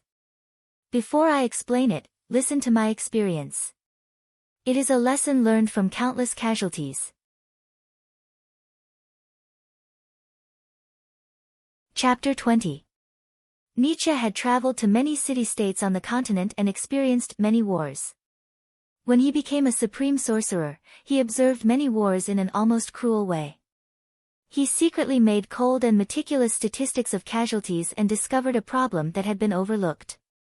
The death rate of a level 1 swordsman seemed to be a little higher after going through a long and continuous battle. Although it was lower than that of an ordinary warrior, it was clearly much higher than that of a level 2 swordsman. This was not proportional to the difference in strength between them. For example, in a war involving tens of thousands of people, Nietzsche calculated that the casualty rate for ordinary warriors reached 35%, the casualty rate for first-level warriors reached 20%, the casualty rate for second-level warriors was only 7%, and the casualty rate for third-level warriors was only 5%. This result was obviously abnormal. As practitioners of body arts of the same level, the difference in strength between a first-level warrior and a second-level warrior was not that big, and the difference in fighting skills was even smaller. Crazy Ol continued to study this problem, looking for battlefields. He went wherever there was a large-scale bloody conflict. He was like a bloodthirster. Gradually, he discovered a detail. First-level warriors who were well-versed in controlling their strength were prone to illness after a long period of fighting. They were troubled by all kinds of diseases and injuries, and even old injuries that had existed for a long time. This was easily overlooked in the cruel environment of the battlefield. If they relied on their extraordinary willpower, strong physique, and a little bit of luck, these people would often advance to the second rank of swordsmen if they managed to pull through. Crazy Ol followed this clue and did more research. He found that second-level warriors would be troubled by physical factors before they could advance. Most people thought this was a normal phenomenon in the practice of body arts. Ordinary people's bodies could not adapt to the extraordinary strength, and they needed a strong will to persist in training until they reached the second level of body arts. Only then could they strengthen their bodies to adapt. This view was not wrong, but no one noticed the unusual regularity. Crazy Ol, however, concluded that this was an inevitable test in the practice of body arts, which manifested in the exposure of all the hidden injuries in the body. If one's body was not strong enough, he could not pass this test. But if he appeared on the battlefield, the situation would be serious. It was not just a matter of passing the test. First-level warriors who rushed to the front line were naturally not nobles. They were all civilians who were lucky enough to practice body arts and were recruited to the front line. They had to appear in the fiercest places of battle, and they needed military achievements to change their status. Therefore, the high number of casualties did not attract too much attention. Crazy Ol called this test the purity of the body. Thinking of all the tests one had to face in the process of practicing magic, Crazy Ol guessed that there must be something in common and regular. He told his student Bear about it. Now, through the results of Baal's research, he had awakened the power of two sides in Amon and confirmed it with this child. Crazy Ol's words enlightened Amon. He no longer worried about his condition. After all, this was not the first time he had been tested on a battlefield. Crazy Ol added, "You have to pass this test before the disaster comes. I was worried if you could make it in time. I didn't expect you to take this step. I'm relieved now." Crazy Ol mentioned the disaster again. Amon couldn't help but ask, "What disaster? Isn't Maki's death a disaster? His neighbor was killed in front of him." The disturbance in the town and the tears and worries of Maki's family were already a disaster in Amon's eyes. Crazy Ol shook his head, "Now is not the time to tell you. You will soon face another disaster. The day of your departure from Duk is coming." Amon was surprised. "Leave Duk? That is not allowed by the town law. And I'm not a supreme sorcerer yet. And what about my father?" Crazy Ol sighed, "Don't worry about that. It's useless. Everyone here has his own destiny, and you have yours. In fact, from the moment you extracted the god's tear and Faal claimed that you offered it to the goddess Isis, you were destined to be punished by the kingdom." Amon did not understand the kingdom's punishment.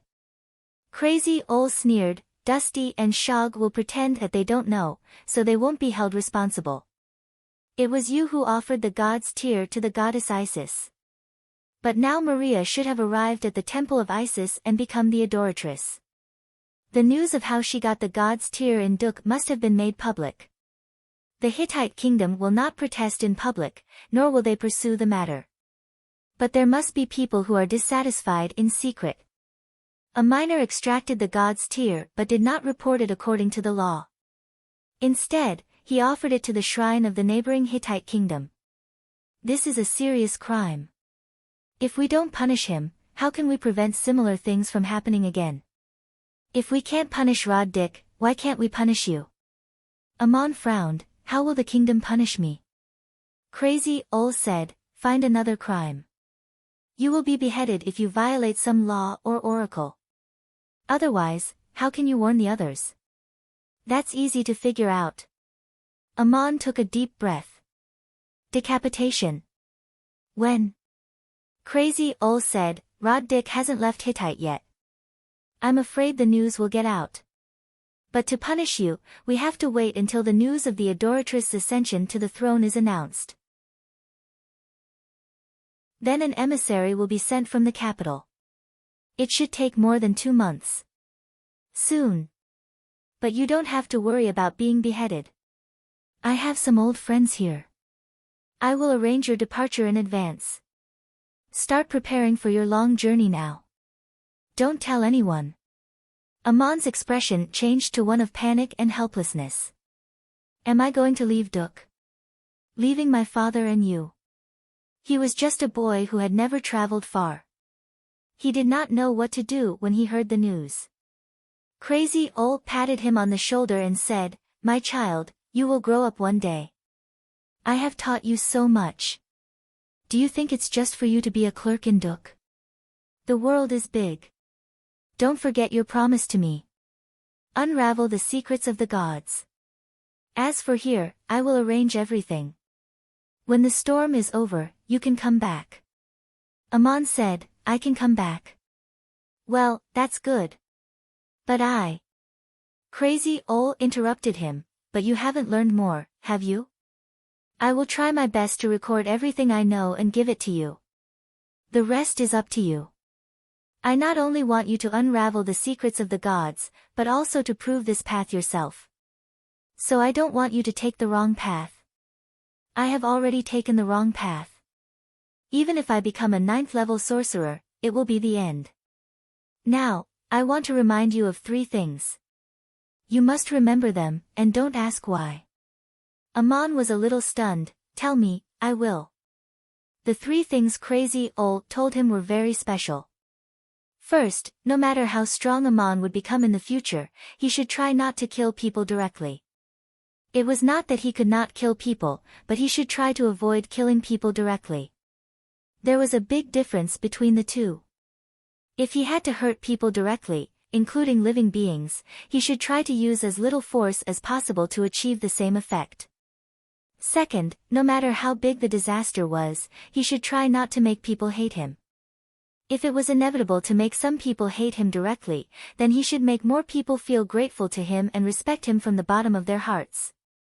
Third, if the above 2 points brought him confusion and went against his beliefs, or if he had no choice between life and death and had to kill people directly, he could stop thinking about it and not feel conflicted. It was easy to remember these 3 points, but difficult to understand.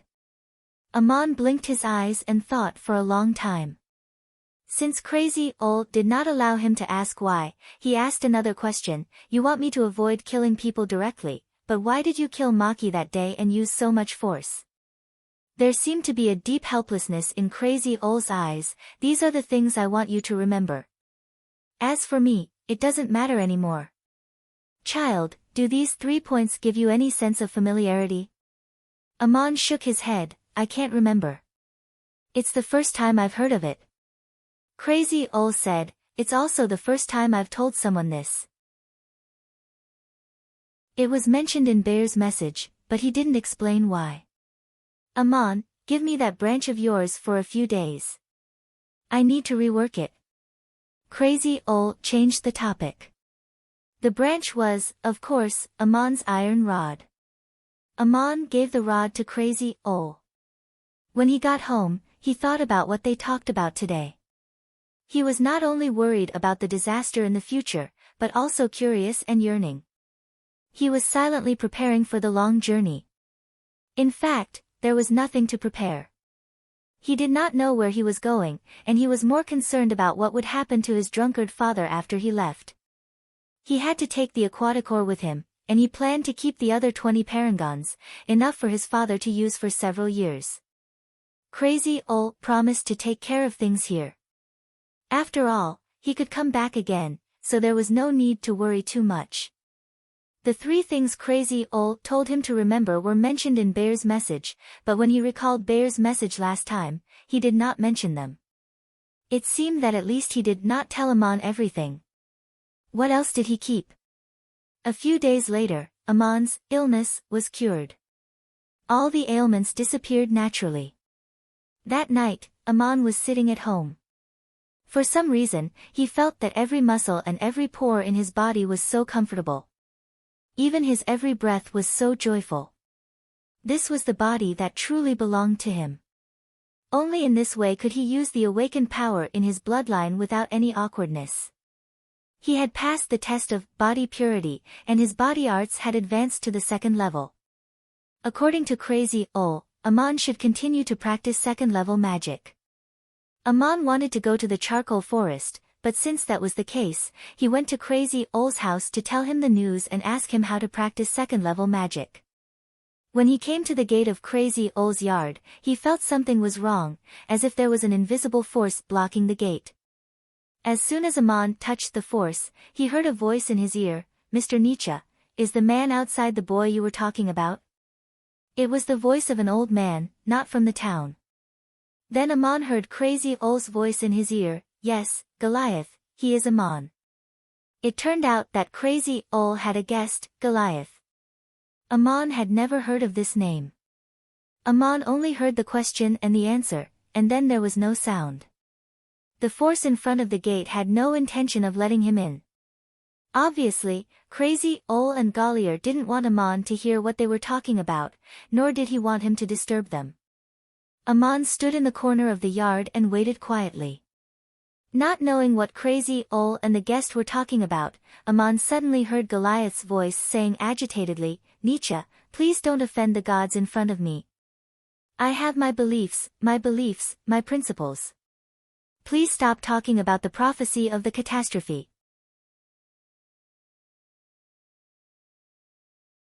Chapter 21. Perhaps Goliath was too excited that his voice broke through Crazy Ol's barrier. Amon could not hear the rest of the conversation. Only the two of them in the room could hear it. Crazy Ol sat there with a goblet of wine in his hand. He made a downward gesture, "You don't have to believe me, but when the day comes, I hope you will remember what I said and be prepared for it. Let's not talk about this. I've been living in Duk all these years and we've been living in harmony. I've even helped you a little, am I right?" Goliath bowed. "When I first met you, I was only a 5th-level mage. You didn't cause me any trouble. You even helped me a few times and gave me many pointers. Otherwise, I wouldn't have become a supreme mage so smoothly. From a personal point of view, I've always been grateful to you. There's no doubt about that." Crazy Ol actually had moments of modesty. He waved his hand and smiled, "You don't have to thank me for what you've achieved. I've only told you some of my experiences. You've also let me read many books in the shrine. I'm grateful to you as well. But today, what do you think about a little favor?" Goliath was silent for a while. Then he sighed and answered, "No problem. We both know that the boy is innocent. I'm afraid the whole continent knows that. Dusty is a smart man. It's easy. The emissary from the capital will come in 3 days."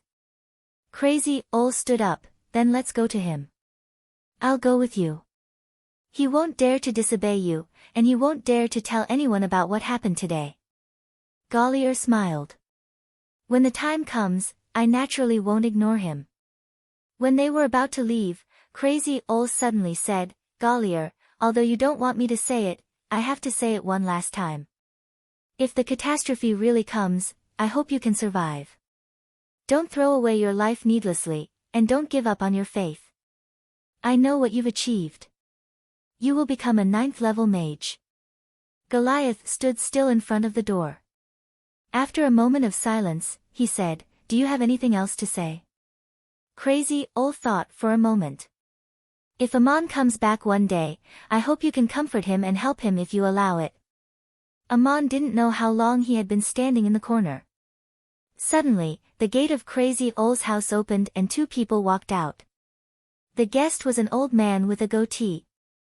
He couldn't see very clearly in the dark, but the old man glanced at him. His eyes were quite clear and sharp in the darkness. Amon wanted to take a step forward, but he couldn't help but stand there without making a sound. Crazy Ol and Goliath went to the mayor's house, the building where Maria used to live. Why did they go to the mayor so late at night? Amon looked at the building from afar. There seemed to be light on the 2nd floor, but it didn't look like a light. Soon after, he opened his mouth wide in shock. He clearly saw a figure fly out of the window. The figure was like a big bird, a giant eagle, or a night owl. It rushed into the sky and disappeared into the night. It was flying. It looked like the guest, Goliath. Crazy Ole, who is the guest today? He can fly. This was Amon Ole's question. At this time, Crazy Ole had returned from the mayor's house. Crazy Ole smiled, "It's nothing. I can fly too. Otherwise, how could I have the chance to watch the battle? But I think it's too tiring. It's more comfortable to walk. An 8th level sorcerer like me can fly without the help of any magic artifacts. In fact, an advanced mage can fly, but he needs the help of some things." It was Amon Ole's habit to get to the bottom of something. He asked again, "You haven't told me who Goliath is." "Don't worry. You'll know sooner or later. If one day you run into trouble in Saya, maybe you can go to him." "Amon, why did you come to see me at night?" Amon said, "I've passed the test of body purity. Generally speaking, I'm a 2nd level warrior. But according to you, I should learn 2nd level magic. But I'm not a 2nd level sorcerer yet. How can I learn it?" Crazy Ole looked at Amon and said in a low voice, "If I'm right, you're not only a 2nd level warrior, but you can also learn magic and become a 2nd level sorcerer. Whether it's true or not, you'll know once you try." Amon said, "But you haven't taught me 2nd level magic yet." Crazy Ole smiled again, "There's no such thing as 2nd level magic, only low level magic. I've taught you almost all of them. You are a qualified 1st level mage if you are able to combine magic with different techniques. You can't be any more outstanding than that." The ability to use 2 different kinds of low-level magic separately to enhance the power of the magic was the standard of a 2nd level mage in the shrine. "Go and test yourself. Take this branch back and these 3 parangons." Crazy Ole reached out his hand and pulled Amon's iron branch out of thin air. His other hand grabbed at the air and 3 different colored parangons appeared. He put them on the table in front of Amon. Looking at Amon's shocked face, Crazy Ole smiled again. "The red one is called Flame Sprite, the black one is called Taraculus, the white one is called Ventusum. Together with the Aquaticor I gave you, you have all 4 of them. Don't be surprised. 100 years old supreme sorcerer who has been a miner in Turco for so many years, it's normal for him to have all these. Take them with you and try out their different uses yourself. Explore and practice other divine arts." Amon thought for a moment. Crazy Ole's words made sense. Crazy Ole had been a miner in Turco for more than 100 years. As a supreme sorcerer, it was easy for him to collect all these things. For people like Crazy Ole, money was not important. Things depended on what they were used for. Giving them to Amon to practice magic was the most important thing. So Amon did not refuse. He carefully picked them up and put them away. Then he picked up the stick and looked at it for a long time. Nothing changed. It looked more like a branch. Seeing that Crazy Ole was looking at him with a faint smile, Amon was tempted. He tried to touch the stick by awakening his divine power. It felt different in some places. So he used his hands to break every knob on the stick. Finally, he found that there was a hidden mechanism in the wood grain. It required a lot of strength to open. Amon's fingers were almost sore. He found 4 grooves in the stick, and each groove could fit a parangan. Amon asked hesitantly, "Is this a magic wand?" Crazy Ole nodded and took the stick. Sorcerers and mages use the same wand.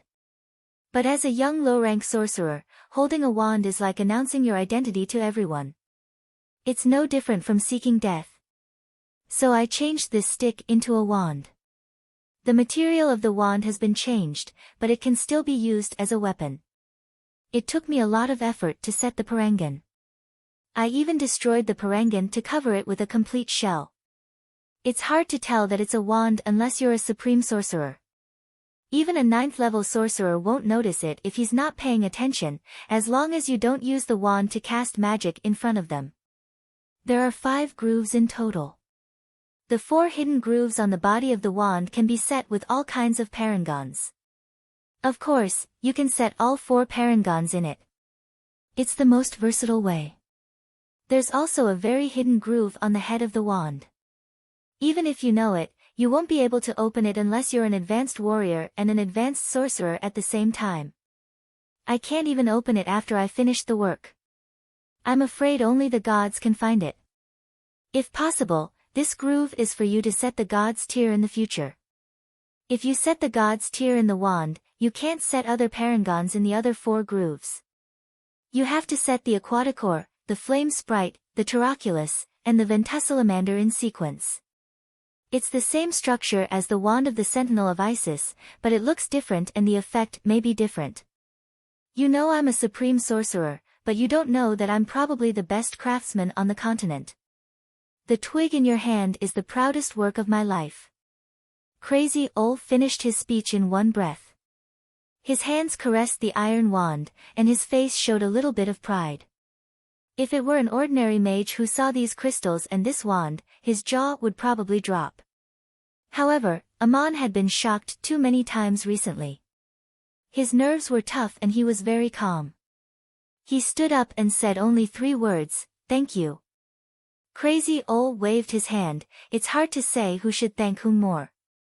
It's me who led you to the most difficult path in the world. Amon, so what? Do you think I'm not willing? Do you want me to be a miner like my father for the rest of my life, never leaving Duk? Maybe one of my fingers has already been cut off. Crazy Ol looked at Amon, as if he was studying something. Amon, you are a child who can hide things in your heart, just like this iron stick can hide a parangon. No one can tell it's a staff. But you've had a question for a long time. It's about me.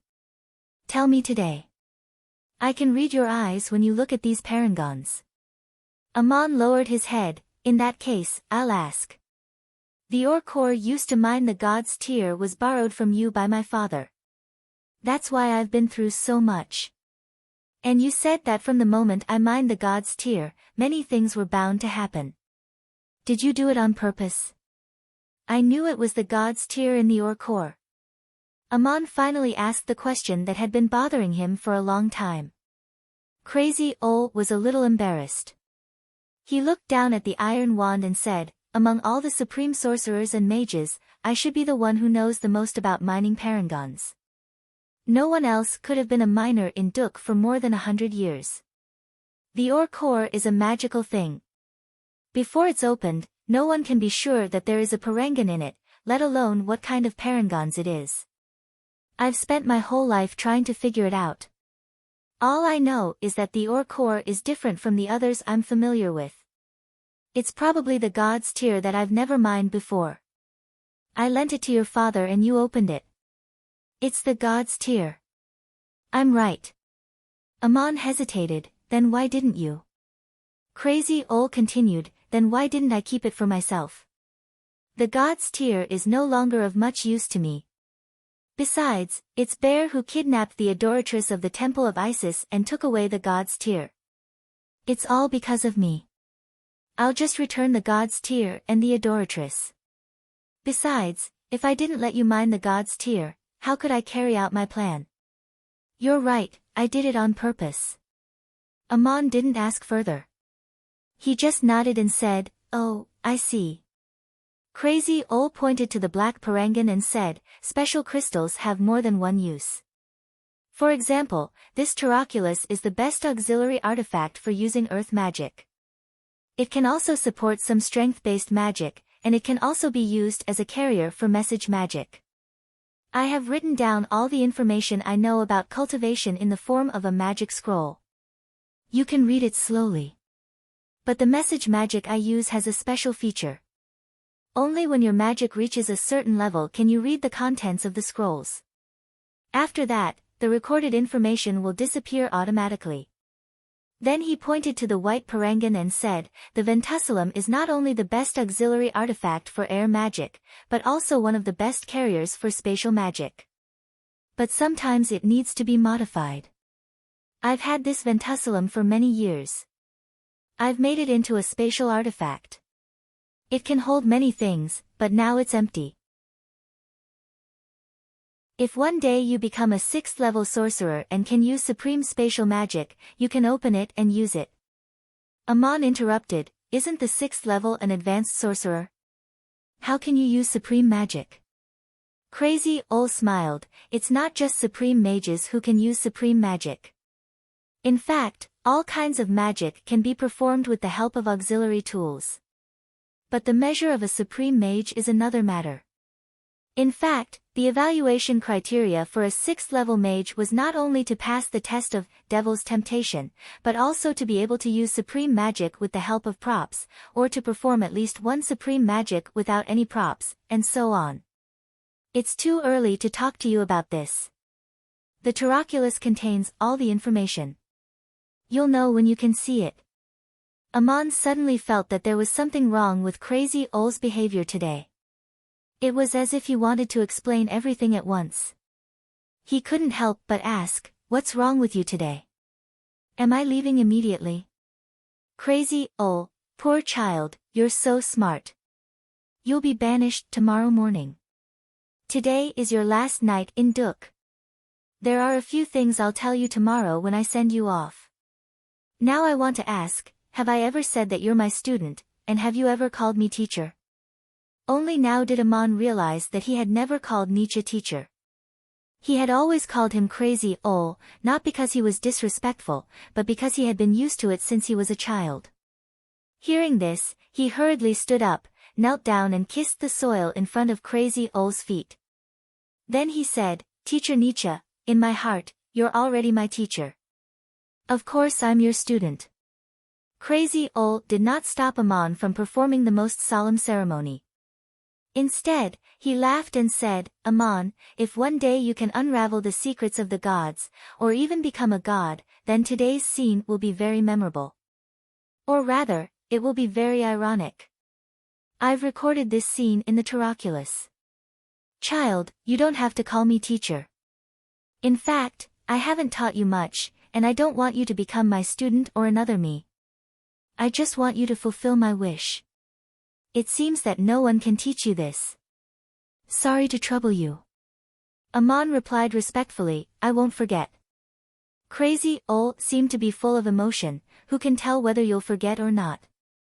I've recorded 2 pieces of information in the Taroculus that will never disappear.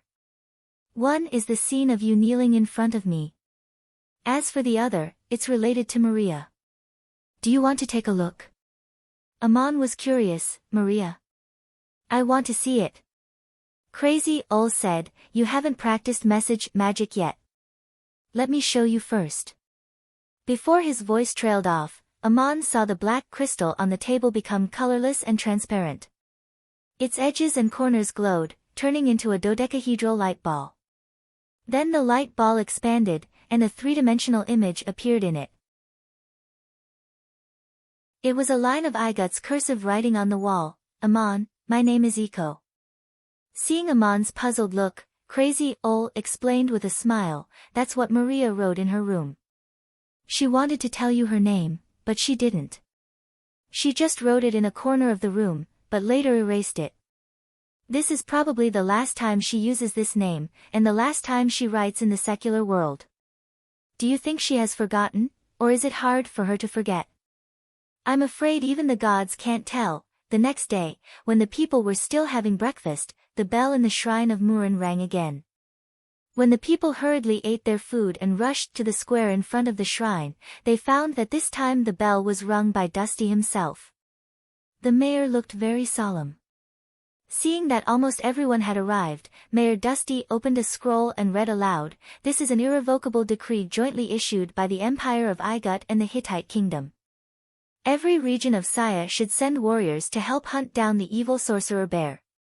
He was last seen in the jungle of the Euphrates River, west of the town of Duk in Saya."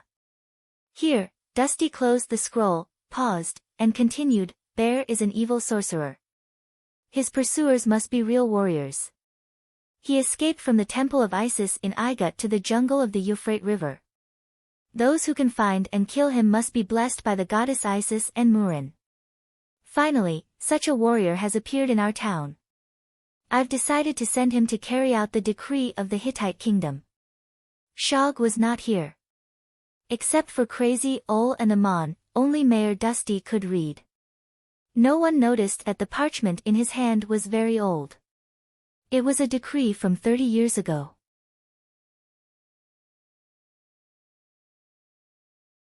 Chapter 22. 30 years ago, when the Empire of Igud learned that Bear had crossed the border of the Cape States and fled across the Saya Desert to the Euphrates Valley, not only did the Empire of Igud mobilize a group of mages and warriors to pursue him, but it also issued an official document requesting the Hittite kingdom, especially the city-states near the Euphrates Valley, to assist in the hunt. So the Hittite kingdom issued a decree and symbolically sent it to all the states. This was more or less a perfunctory one. It only asked the states to send warriors to pursue Bear, but it did not say what would happen if they did not send warriors. Everyone knew that sending warriors to hunt down a 9th-level sorcerer was not a good idea. Even if they did find him, it would be no different from suicide. It had nothing to do with them. The most they could do was to send a message to their superiors. The town of Duk also received the decree. How could they have any information about Bear? It was impossible for them to send blacksmiths to hunt down a supreme sorcerer. So they did not take any action. Of course, no one would pursue the matter. Later on, the temple of Isis announced that Bear had been killed by Troni, but the authorities were very secretive about the matter. No one was willing to mention Bear's name again. So the matter was over and became history. Unfortunately, there was a tale that no one noticed. The decree issued by the Hittite kingdom was irrevocable, and they forgot to revoke it later. In fact, no one needed to do anything else. The matter was over. No one would go after a supreme sorcerer who had disappeared a long time ago. What was more interesting was that the town of Duk only received the decree to assist in the pursuit of Bear. The Empire of Igut did not inform the Hittite kingdom that Bear had been killed, and the Hittite kingdom naturally did not spread the announcement that had nothing to do with them. In theory, the town of Duk knew nothing about it. But in fact, the people of Duk did not know anything about it. They had never heard of the decree 30 years ago. Except for Crazy Ol, no one even knew who Bear was. Today, however, Dusty had publicly announced the decree, and it was still in effect. The townsfolk were surprised. Who was Baal? Judging from the mayor's words, it seemed that it was a sorcerer who was wanted by the Egyptian Empire and the Hittite kingdom. He must be a very difficult person to deal with. With so many mages and warriors, was there a need to send someone from a small town like Duk? Why was the mayor so enthusiastic? Even if he wanted to flatter her, there was no need to use this kind of thing to show off, right? While they were looking at each other and whispering to each other, Crazy Ol Nietzsche stepped forward and asked, "Mayor, you said that there is such a brave warrior in our town. Who is he?" Dusty pointed at someone in the crowd expressionlessly and said, "The one who is blessed by the gods. We have all witnessed the miracle with our own eyes. We know how the patron saint blessed him. He is Amon." As soon as Amon heard the mayor read out the decree, he immediately understood what was going on. Crazy Ol, Goliath and Dusty had discussed it last night. They wanted to find an excuse to make him leave the town, or exile him. But the others did not understand. Someone immediately shouted, "What? Amon! The mayor wants to send a child to kill a sorcerer. Preposterous, absolutely preposterous. Not to mention killing a sorcerer, even sending a child to a dangerous jungle was ridiculous." If it were not Mayor Dusty who said this, the people would have already cursed him. Mayor Dusty asked coldly, "Oh, so you're the one who's going?"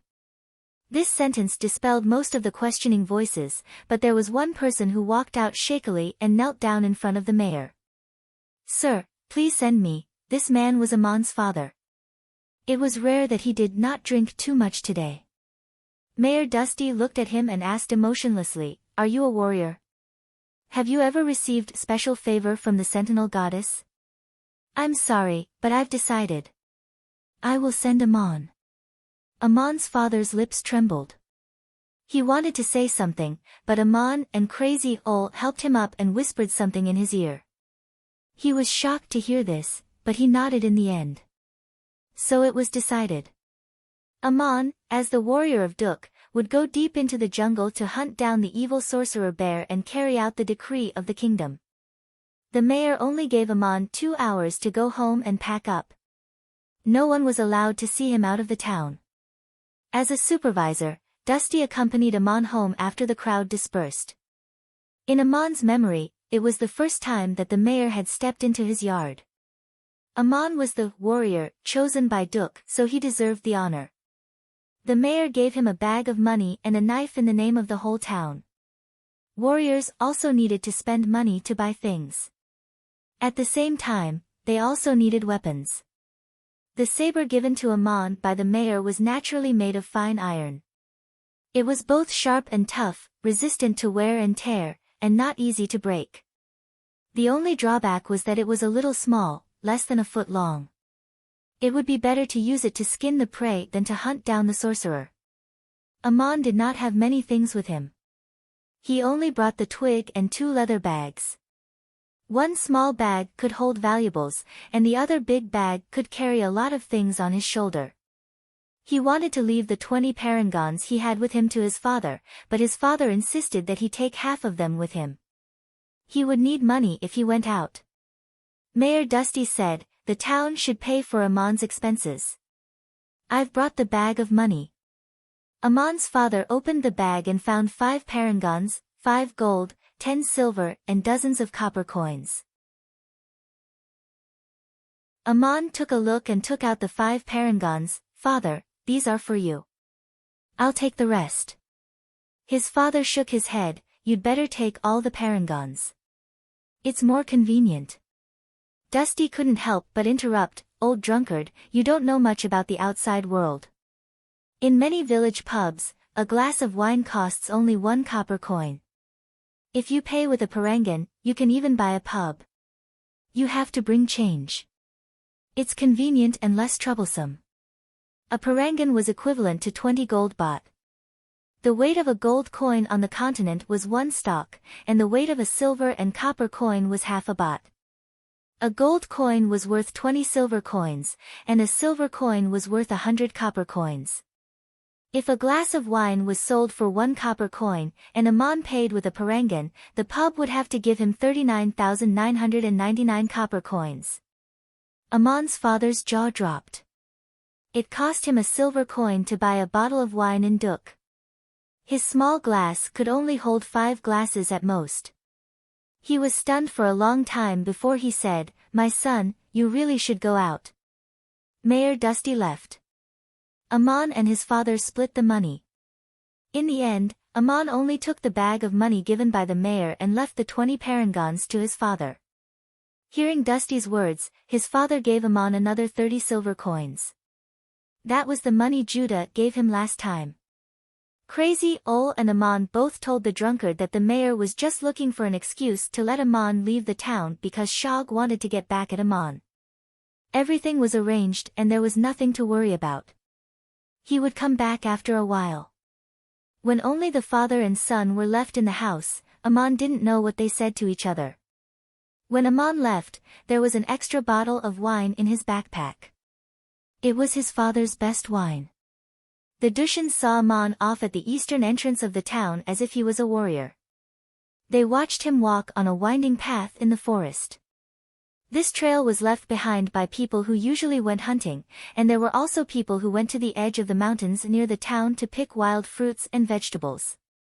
Further into the depths were towering mountains with dense vegetation that blocked out the sun. The Euphrates River ran through the mountains, about 200 miles away from Duk. Cavemen lived in the mountains. They were also called dwarfs in the kingdom of Babylon. But Amon heard from Crazy Ol that they were no different from the Dushans. The only difference was that they lived in a harsh environment and lived in an uncivilized state. That was why most of them looked short. Amon knew that Crazy Ol was right. In fact, there were also cavemen in Duk. They came out of the mountains to trade with the townsfolk. They could often get the best iron ore and fine iron sand. They also knew that these things were what the townsfolk liked the most. The cavemen who came to the town to trade were the smartest. They could speak the language of the continent, but they did not know many words. The mines in the north of Duk even hired strong cavemen to help them mine the ore. They were good miners and had learned a lot after living here for a long time. They were almost no different from the residents of Duk. They did not look like cavemen at all. However, most of the cavemen living in the mountains were still barbaric and ignorant. They often attacked other tribes and passers-by. Sometimes it was very dangerous. The townspeople went hunting in the mountains in the east and rarely went into the wild. Except for Crazy Ol, no one had ever reached the Euphrates River in 100 years. Amon did not know where he was going. What Crazy Ol told him last night was just an excuse for him to leave Duk. But the road led him deep into the mountains. Amon walked without hesitation. He looked around as if he was waiting for someone to show up. Crazy Ol had told him that he had a few last things to tell him before he left. Amon did not see Crazy Ol or Mayor Dusty among the people who saw him off. The path meandered along the steep mountain. There were tall trees in the distance. Even in the hot weather, it was still cool under the shade of the trees. Sunlight scattered on the path. Lush bushes grew by the roadside. Many of them had thorns, and some of them were wild flowers of unknown colors. The surroundings were quiet, but there was always a sense of danger. Occasionally, the birds chirped in the distance, but it was so pleasant. Anyone who walked alone in the deep mountains would have such a feeling. Amon had walked for a long time. When he looked back, he could no longer see the town of Duk. Lush forests surrounded him. The road under his feet became more and more rugged and difficult to recognize. Turning a pass and coming to a small slope, he saw two people standing under a tree. Mayor Dusty and Crazy Ol were waiting for him. Amon went up to them and said, "My lord, Mr. Nietzsche, were you waiting for me? What else do you want to tell me?" Crazy Ol had told Amon yesterday not to call him teacher, so today in front of Dusty, Amon called him Mr. Nietzsche. Crazy Ol did not speak. He just stared at Dusty. Schrödinger was squatting lazily at his feet. Dusty coughed and took out something. "Amon, you are a brave warrior of our town. You deserve a reward. This is a personal gift from me. It's not convenient to show it in front of others." Crazy Ol added indifferently, "This is a personal gift from Rod Drick to Mayor Dusty, as a token of appreciation for the God's tier in Duk. I think it's reasonable for Mayor Dusty to give it to you. He received a lot of things from Duk, but you only got 30 silver coins and almost lost a finger." Since there was no one else present, Crazy Ol spoke bluntly. It was the first time that Amon saw the mayor blush.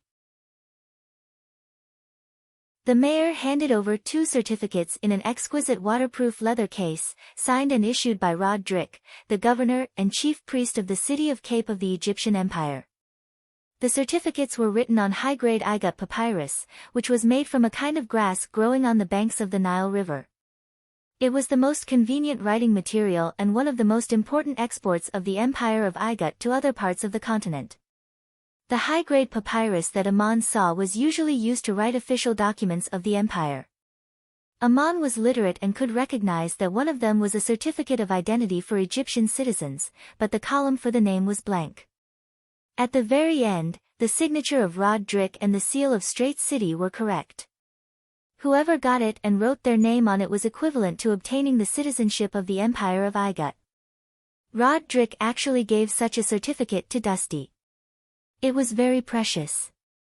Dusty himself had already obtained the citizenship of the Empire of Igut, but this certificate could be given away. It was a great gift.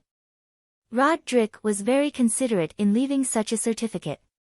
As for how Dusty would deal with it, it was none of his business. The other certificate was a border pass of the Empire of Igut, which was the most useful for merchants. Every country needed a pass issued by a city at the border, or they might not be able to pass the border. If they were unlucky, they might even be caught as spies. Obviously, this was left for Dusty himself, so that he could do some private business. At this moment, under Crazy Ole's incitement or coercion, Dusty also gave it to Amon. My child, the emissary from the capital will come to Duk in 3 days with the decision to punish you in public. I found an excuse to let you go. With these 2 things, your identity will not be a problem. The road ahead will be difficult and dangerous. Take care of yourself. Don't thank me. In fact, I should thank you. If you hadn't mined the god's tear, I wouldn't have received so many gifts. Even Shog has made a fortune. If there's anything else, you can talk to Mr. Nietzsche. I'm going back to town.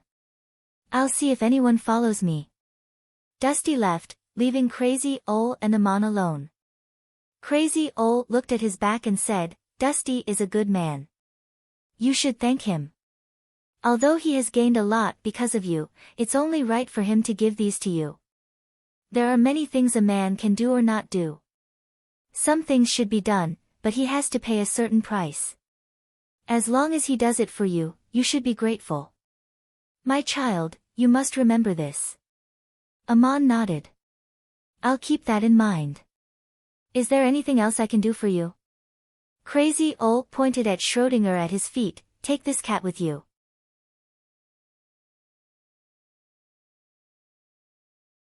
Chapter 23. Amon was a boy who had never been far from home. He didn't even know what to do by himself.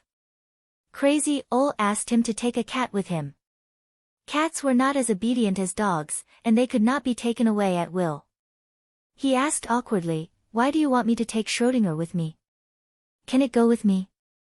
What Crazy Ole said next surprised Amon again. Schrödinger has been with me for 30 years. Except for the message Magic Bear cast on him, I have never heard him bark. He hasn't changed at all. I can't even hug him. But he didn't leave. He has been staying in Duk. Just now, he suddenly came with me. Maybe he was waiting for this day. Amon, this is not an ordinary cat. Schrödinger can be your guide. I haven't told you about his extraordinary origin.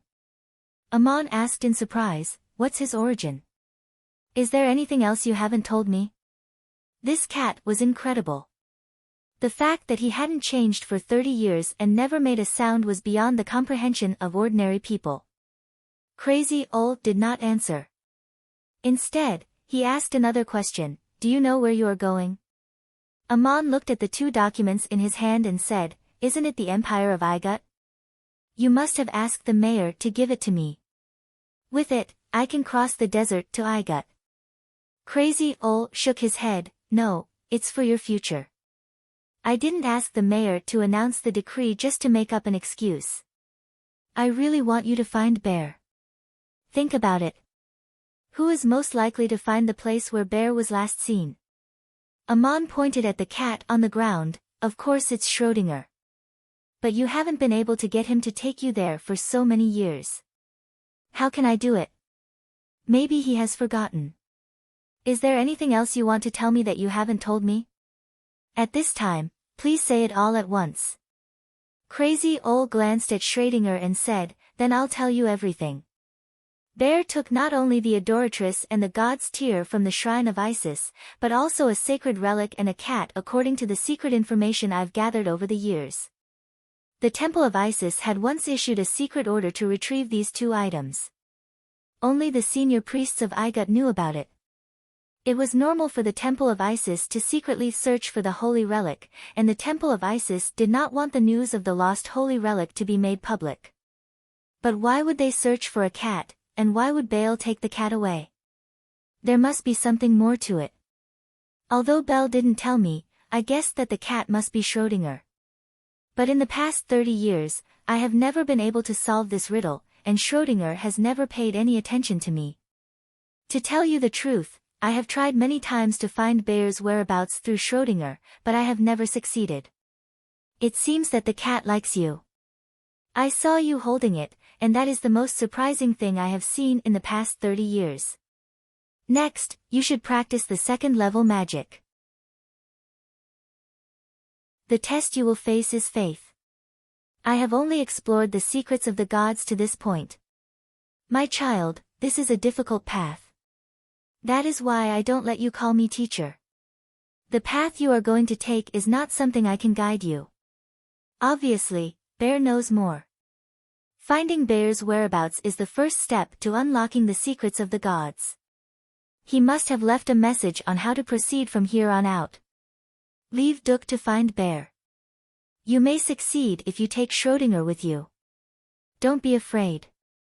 With your current achievements, it is not a problem for you to go through the mountains and deal with ordinary beasts or cavemen. I hope you won't regret it in the future. Crazy Ol gave a long speech and patted Amon on the shoulder. Amon bowed his head, I'm not afraid, and I won't regret it. Crazy Ol let out a long sigh of relief, my child, I was right about you. Now try to see if you can take Schrödinger with you. If you can, there is hope that you can find Bear. How? Crazy Ol stood aside. Amon took a few steps forward and turned back, Kitty, come with me. Schrödinger. Come with me. Good kitty, let's go.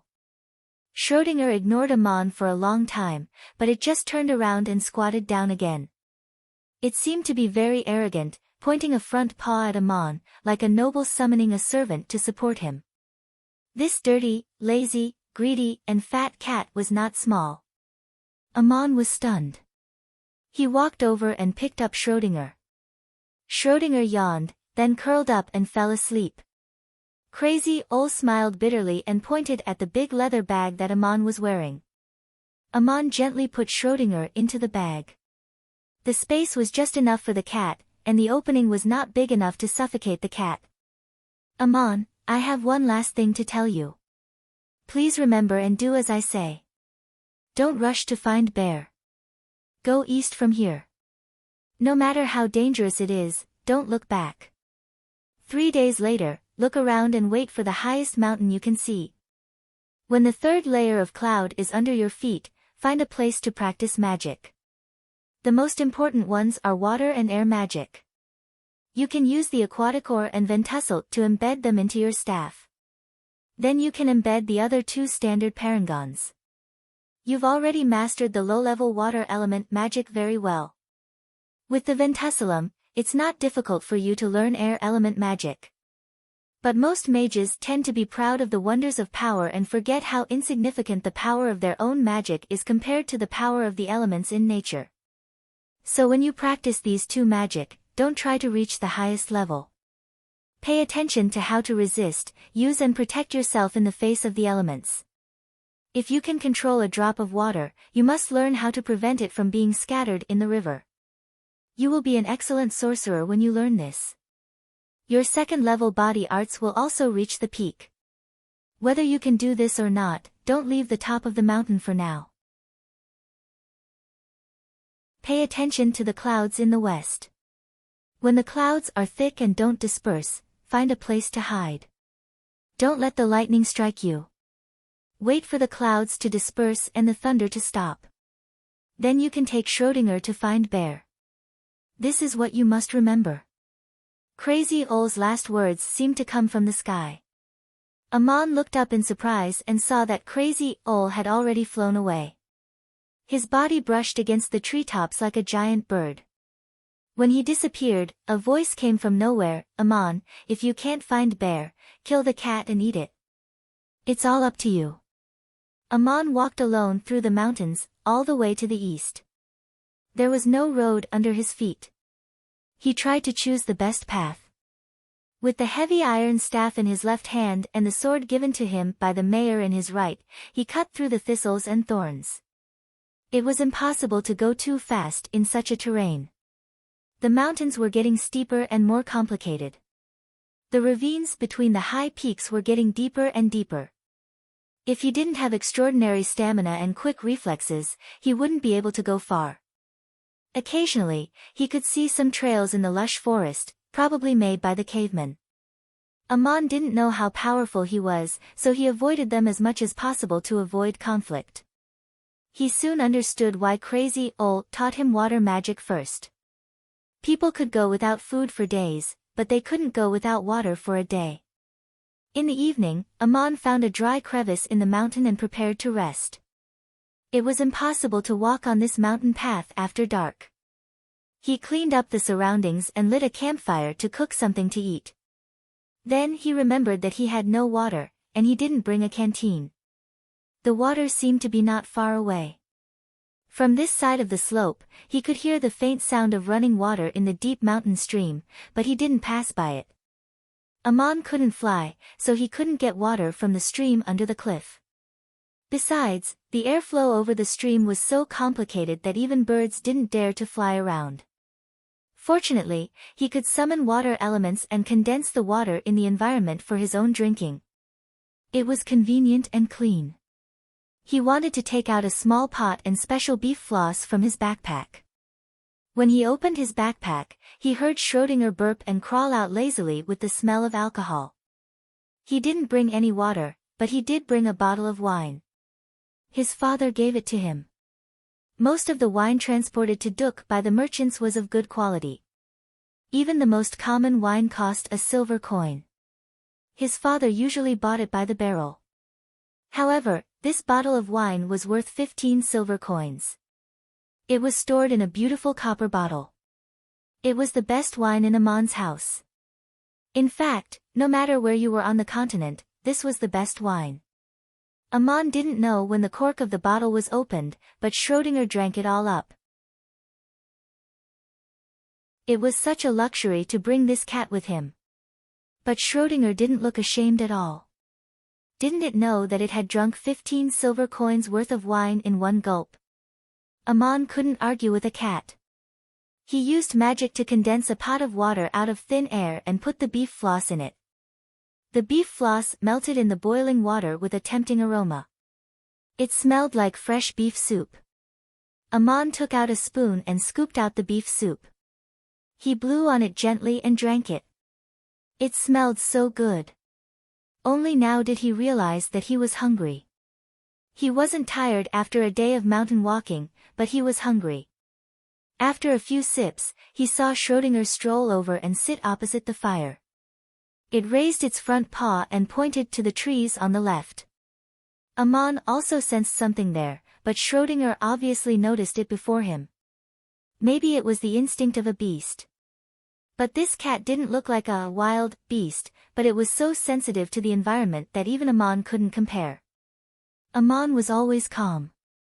Although he was a little panicked and scared, he just waved the branch quietly. A fine mist immediately rose up and condensed into bone-chilling ice crystals that flew into the thicket. Immediately after, a sound was heard as it rolled over a few bushes and quickly escaped. Amon only saw a long tail swinging in the trees.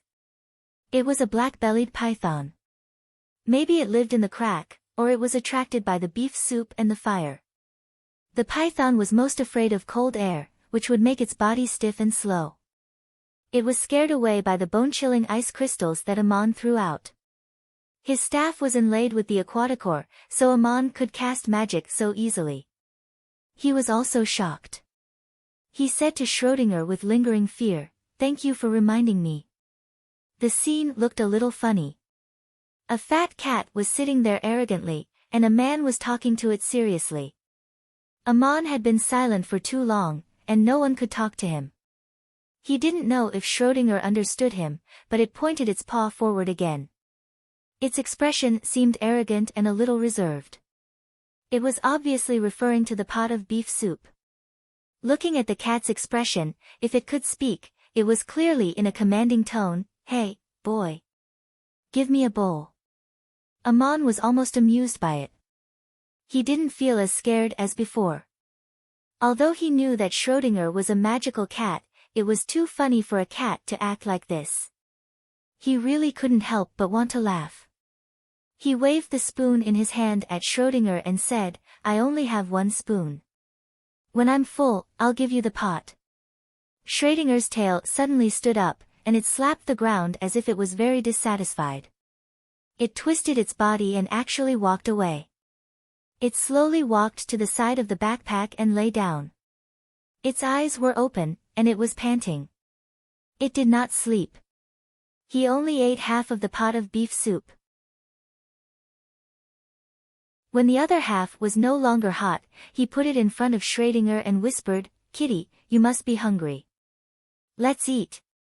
Schrödinger's eyes lit up when she heard that. But Schrödinger turned its head and closed its eyes. It didn't even want to look at it. Aman saw that the cat didn't eat and he wasn't very full. He couldn't waste the half pot of beef soup, so he ate it himself. After he finished eating, he waved his wand and a transparent mist swept past. Then, it turned into a turbid mist and flew out. The pot was clean. Schrödinger opened its eyes and glanced at him. It seemed a little surprised and a little mocking. If other mages saw Aman using such exquisite water element magic just to wash the pot, they would be shocked and even vomit blood. This was the work of humble servants. How could a noble mage use holy magic to do it? Moreover, the power of magic should not be used in this way. How could it be wasted on such a boring thing in such a dangerous environment? Since Schrödinger didn't want to eat, Aman couldn't do anything about it. He found some dry, soft grass and spread it on the ground. He sat down with an iron stick in his hand and closed his eyes to meditate on the air element magic Crazy Ol had taught him. He had just finished meditating on the simplest air elemental summoning chant in his mind, but before he could even try it, he heard an angry meow. It was Schrödinger. The cat that hadn't meowed for 30 years actually meowed today. It sounded like a low growl. Aman, who was practicing magic, was interrupted. He turned around and found Schrödinger lying on the ground with its head on its two front paws. It turned its head and stared at him. Schrödinger's eyes were very strange. It reminded Aman of the way the mayor looked at all the townspeople in front of the shrine. What did Schrödinger want to do? It clearly wanted to eat just now, but it didn't eat when Aman handed it to it. When Aman finished the whole pot of beef soup, it was unhappy again. Anyway, there was nothing else to do. Aman sat there thinking about the cat. Suddenly, he remembered an unforgettable experience.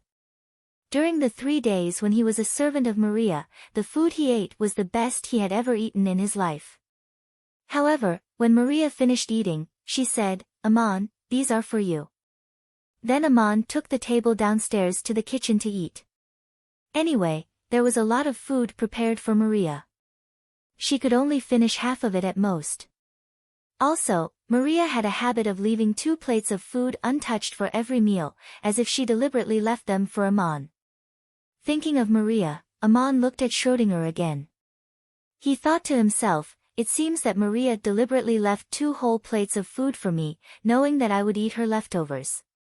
But if the situation was reversed, of course, she would not eat my leftovers, nor would she eat with me. Does this cat think he is so noble? After thinking for a long time, Aman finally sighed and decided not to argue with the cat. Crazy Ol said that it might be the only guide that could lead him to Bear's whereabouts. And in this long and lonely journey, Schrödinger was his only companion. Let's try and see if the cat meant it. Smart as Aman was, he guessed it right.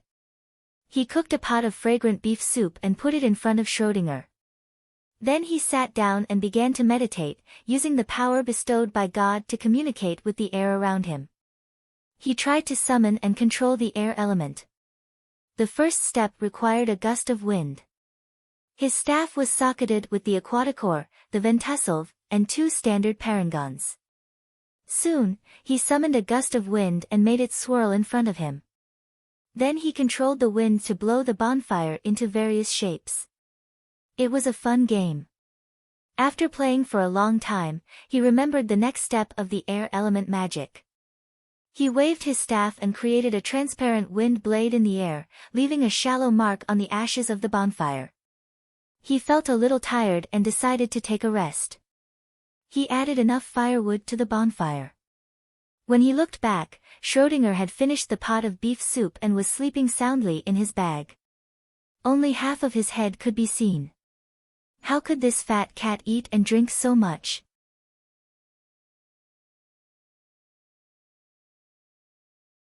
Chapter 24. It had been 3 days since Amon walked through the forest. Every time he rested, he would practice air magic according to Crazy Ole's instructions. With the experience of water magic and the help of the staff, Amon mastered the low-level air magic very quickly. Then he no longer used the staff to practice. It was much more difficult to practice with his own divine power. Schrödinger never walked alone. When Amon was in a hurry, it slept soundly in the leather bag. Every day, it only ate one meal in the evening, but it had to be specially cooked by Amon. Amon knew the cat's temper well, so he let it eat first, and then himself. Schrödinger seemed to be very satisfied.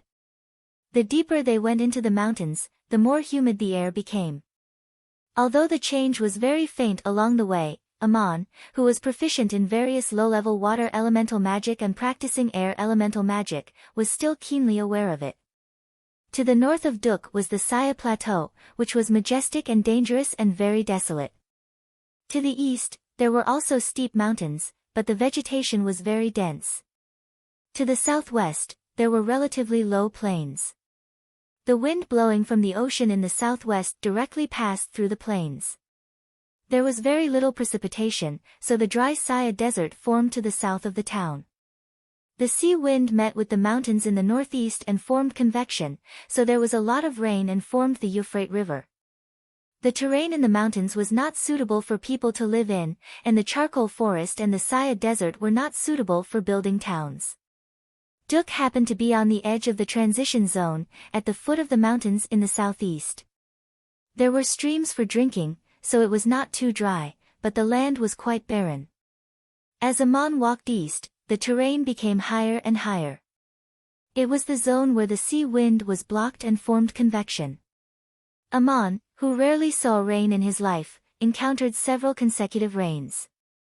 Sometimes the rain was like flying silk, flying into people's collars with the wind.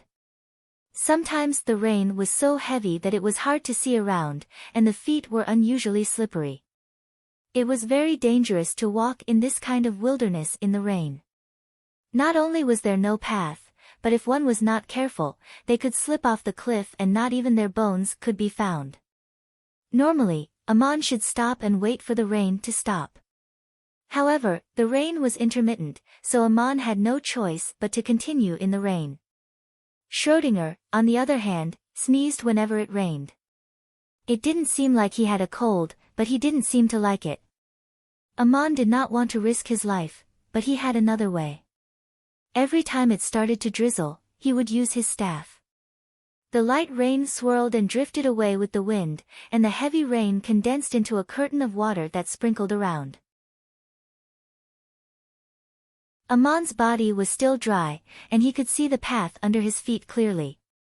If other mages saw Amon using water and air magic at the same time just to walk in the rain, they would probably vomit blood again. Was it really necessary for a noble mage to walk so hard in the rain? Even if he had to go out in the rain, he could sit in a comfortable caravan. If he couldn't sit in a caravan, he could wear a waterproof cloak and boots, and let a strong servant accompany him with a big umbrella. The power of magic would run out, and it would take time to recover. It was the same as the physical strength of an ordinary person, and it was much more exhausting than physical labor. Noble mages did not torture themselves like this. If they knew what kind of staff Amon was using, they would not only vomit blood, they might even faint. Amon relied on this staff to walk through the mountains in the rain and use two kinds of magic at the same time. At first, he did not regard it as a kind of practice. He only used it to avoid the rain, because Crazy Ole had told him not to use special parangons during his practice. He did not summon the water and the wind, but the power of nature. Crazy Ole's words came to Amon's mind: when you practice these two elemental magic, don't try to reach the highest level. You need to pay attention to how to resist, use and protect yourself in the face of nature. If you can control a drop of water, you must learn how to keep it in the river. Amon seemed to have found another way to practice magic, not to summon the wind and the rain, but to face the power of the wind and the rain, and to adapt to it with magic so that he would not get wet. Thanks to the staff, he could practice like this. Amon walked alone in the mountains for 3 days and 3 nights, leaning on a heavy staff and carrying a lazy fat cat on his back. When it rained, he cast 2 kinds of magic at the same time to avoid the wind and rain. It was a great challenge to his physical strength, energy, and magic. It was more difficult than any march on the continent. Although his body was dry, in the slippery and muddy mountains, sometimes he needed to climb rocks, and sometimes he needed to slash out a path with a knife. The coordination requirements for strength, agility, and endurance were quite high. This was actually the best kind of physical training, but it was not a combat technique on the battlefield. Along the way, they met several fierce beasts in the mountains. Amon finally realized that he was not the one to be afraid of. He waved the staff a few times and the seemingly fierce beasts were all scared away. Amon did not hunt or chase. He remembered Crazy Ole's words and walked eastward for 3 days. He came to a high slope and looked around. Then he frowned and hesitated. Crazy Ole wanted him to climb the highest mountain he could see in 3 days. Obviously, there were 2 mountains, one on the left and the other on the right. He saw them yesterday, and he estimated that they would be the highest mountains he would see in 2 days. But he could not tell which one was higher because of the angle. When he looked up, he could only see misty clouds covering the top. On the right was a steep mountain with jagged rocks and cliffs. It seemed to be higher, but it was difficult for Amon to climb it. The mountain on the right was magnificent, with continuous undulations. It was not a mountain, but a plateau. Which way should he go? When Amon was hesitating, Schrödinger suddenly stretched and jumped out of the bag. It ran down the slope on the right with small steps. The lazy cat walked on its own. Amon hurried to catch up, but he almost slipped. The ground was covered with wet moss, and it was almost impossible to stand on it. He ran and shouted, "Schrödinger, where are you going?" The cat didn't run far. When it reached a valley, it stopped, raised its front paw, pointed upwards, and meowed softly. Amon looked in the direction the cat was pointing. It was a narrow path between the trees, winding up the mountain. Obviously, Schrödinger wanted to show the way, but Amon was surprised that there was a path in the mountain. Amon found footprints. Someone passed by here a few days ago. The footprints were wide and thick, without shoes. It should be a caveman. This path might lead to a large caveman tribe. Amon had been trying to avoid encountering cavemen along the way, but Schrödinger asked him to go in this direction. Amon could not negotiate with the cat. He carefully studied the footprints nearby and found 2 lines of footprints with shoes. One set of footprints belonged to a pair of sandals woven from mountain grass, with a slightly coarse pattern woven very closely together. The other person was actually wearing a pair of boots with a leather sole and teeth. This kind of boots was waterproof and non-slip, very suitable for walking on mountain roads, but only people of high status could afford it. Judging from the footprints, the teeth on the boots had been worn down, indicating that this was an old pair of boots. This line of footprints looked new. This person probably walked here less than a day ago. Could it be that there were other people here besides cavemen? This was deep in the mountains, far away from towns and people.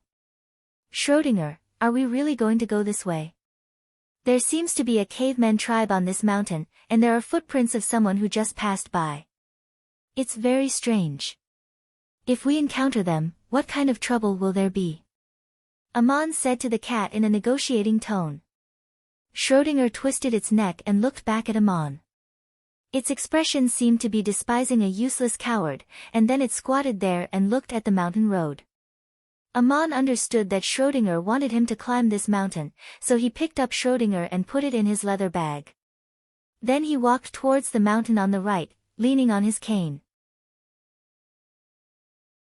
When he picked up Schrödinger, Aman had a feeling that this lazy and greedy fat cat had become a little thinner after 3 days of good food and drinks. Its fur had also become clean, not as dirty as before. When it jumped out of the bag, it still had some of the strength and flexibility that a cat should have. Just as Aman was climbing along the trail, a group of distinguished people came to the town of Duk. Distinguished people from faraway places rarely came to Duk, which was a difficult and harsh mining area, but recently it was very lively.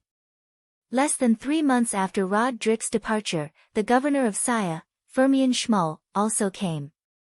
The post road through the charcoal forest could only accommodate single-shaft carriages. When Schmull passed by in his luxurious double-shaft carriage, all other people and carriages had to dodge into the bushes on the side of the road to avoid him. Riding in such a carriage on the official post road was definitely a symbol of status and identity. Ordinary people, no matter how rich they were, would not be allowed to ride in the post station. But this time, Schmull's carriage was the first one in the front.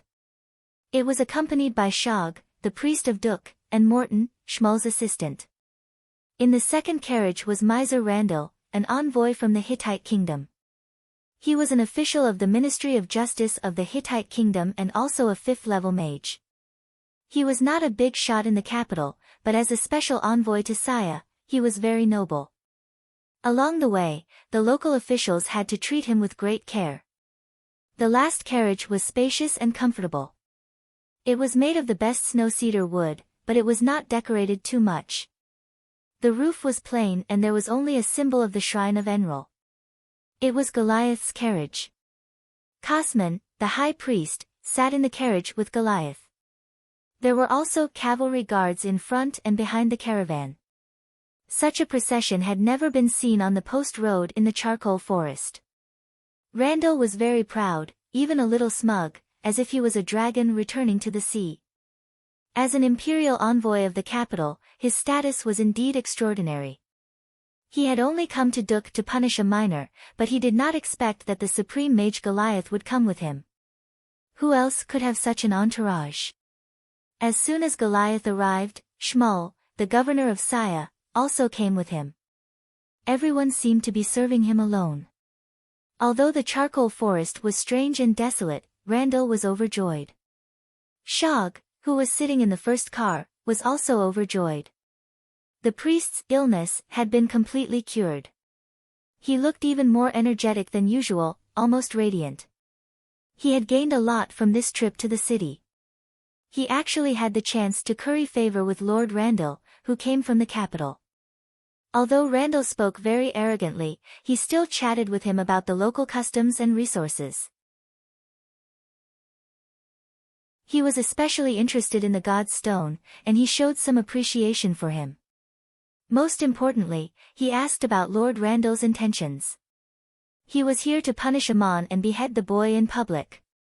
Since Maki's disappearance, Shog could not eat or sleep in peace. Aman had become a thorn in his side, but he did not dare to provoke him again. Now, all his troubles were solved, and he did not need to do anything. Lord Randall indeed appreciated him, especially when Shog told him that Aman had an aquaticore in his hand. Randall's eyes lit up and he asked, Shog, what do you think should be done with Aman's belongings? The order from the capital was to behead Aman in public, not to confiscate his property. What property could a miner in a small town have to confiscate? The dignified Ministry of Justice of the kingdom would not think of this. He did not expect to hear such good news from Shog. Logically speaking, Aman's inheritance naturally belonged to his father. But Shog blinked his eyes and said, I paid all the taxes for the parangons Aman got. These parangons should be confiscated by the shrine. Of course the aquaticore should be given to you, my lord. This is the will of the gods. It is up to you to punish him for his sins. Randall nodded in satisfaction. Shog, you're just a priest and clerk of a small town. It's such a waste of your talent. That was what made Shog so excited that he couldn't sleep well the whole night. Mayor Dusty, who received the news, rang the bell of the shrine of Murin early in the morning. He gathered the townspeople and lined up on both sides of the road to the east of the town to welcome him. He sprinkled water and flower petals on the road. There were not enough fresh flowers around Duk in a hurry, so he sprinkled a lot of fresh leaves to decorate the flowers. It was also quite beautiful. Sitting in the governor's carriage, Shog felt a little lightheaded. He even felt that the townspeople and Mayor Dusty were welcoming him. When the lords and lords sat down in the council hall of the shrine, the maidservants served them wine and snacks. After listening to the flattery and compliments for a long time, Landier asked arrogantly, "Where is the miner named Amon in your town? Bring him to the gate of the shrine and gather all the townspeople. I want to punish him in public." Although he was in a good mood when he came, he could not stand the dirty and smoky environment of Duk. He was not as patient as Roderick. He wanted to leave as soon as he arrived. He just wanted to finish his job as soon as possible, get the benefits and go back to Saya to enjoy the wine, food and beauties prepared by Governor Schmull. He did not want to stay one more night in Duk. Hearing this, Dusty was stunned for a moment before he replied, "Amon? He left Duk 3 days ago. According to the decree of the kingdom, I sent him away in public." "What? The miner ran away? Shog told me about the law here. The miners of Duk are not allowed to leave without permission. What the hell is going on? Are you purposely making things difficult for me? I came here with the king's order." Randall's voice immediately rose by an octave. He looked a little flustered and exasperated. Shog's face darkened as well. In a moment of panic, he shouted at Dusty, "What the hell did you do? You let Amon run away." Dusty wondered if his clerk had taken the wrong medicine. He glared at him and said, "Shog, did you hear it wrong? I sent Amon away from Duk in accordance with the decree of the kingdom. He didn't run away on his own." Then he turned to Randall and said in a frightened tone, "My lord, I'm really sorry. I didn't know you were here for Amon. It's like this." Dusty recounted what happened 3 days ago and concluded, "Everyone in the town can testify, except for Shog who left his post due to illness. It's just a coincidence." Randall shouted, "Decree? What decree? How come I've never heard of it?" Dusty took out a sheepskin scroll and handed it to Randall respectfully. "This is the decree of the kingdom. Please have a look." Randall wasn't even born 30 years ago. Of course he hadn't heard of this decree. He stared at it for a long time and asked, "Who's Bear?" "Ah, the evil archmagician Bear." Goliath suddenly reached out and took the sheepskin scroll. He nodded and said, "Yes, this is indeed the decree. I personally sent it here 30 years ago. At that time, I was just a priest of the Saya Shrine.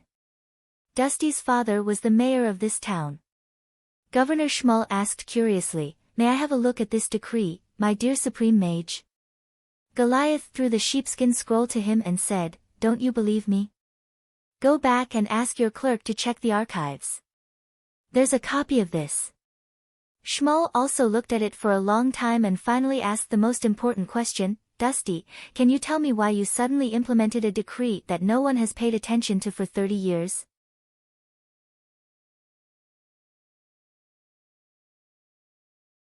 Chapter 25. Everyone looked at Dusty. Shog discontentedly interjected, "You did this on purpose to let him go before Lord Randall arrives."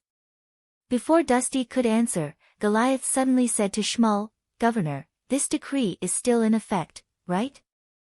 No one should be blamed for faithfully carrying out the decree of the kingdom, and a clerk should never reprimand his own chief officer like this."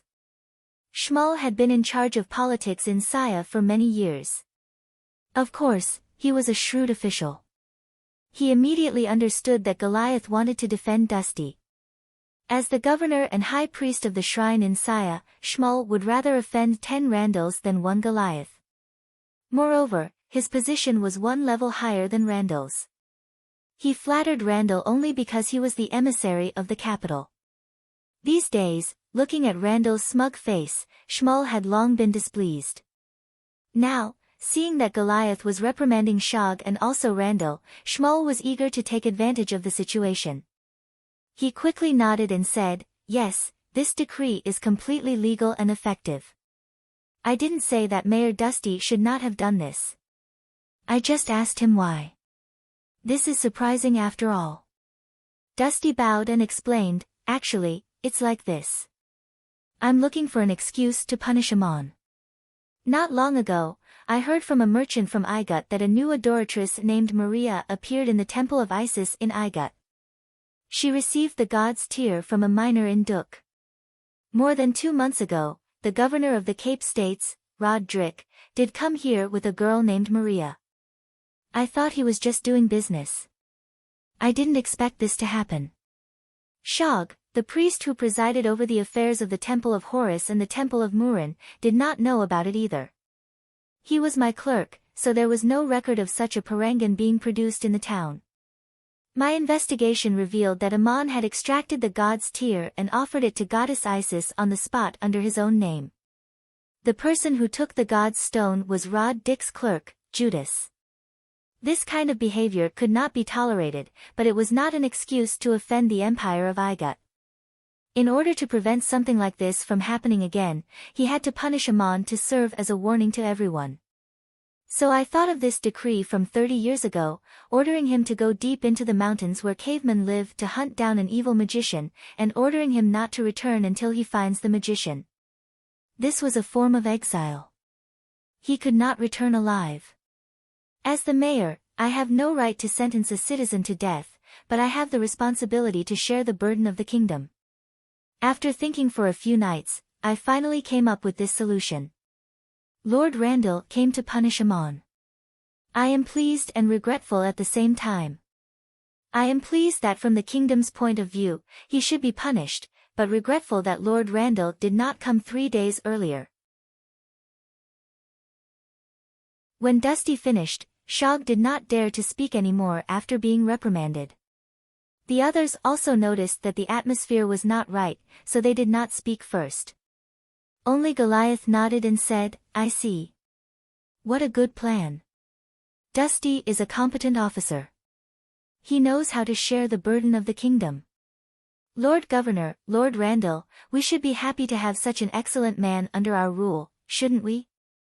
Governor Shmuel, High Priest Kosman, and Financial Officer Morton all agreed in unison, "Yes, Mayor Dusty is loyal and competent." Randall was a little confused. He was the emissary who came to punish Ammon. What would he do if Ammon left? Would he be unable to complete his mission? He waved his hand and said, "Goliath, don't be in such a hurry to praise the mayor of a village.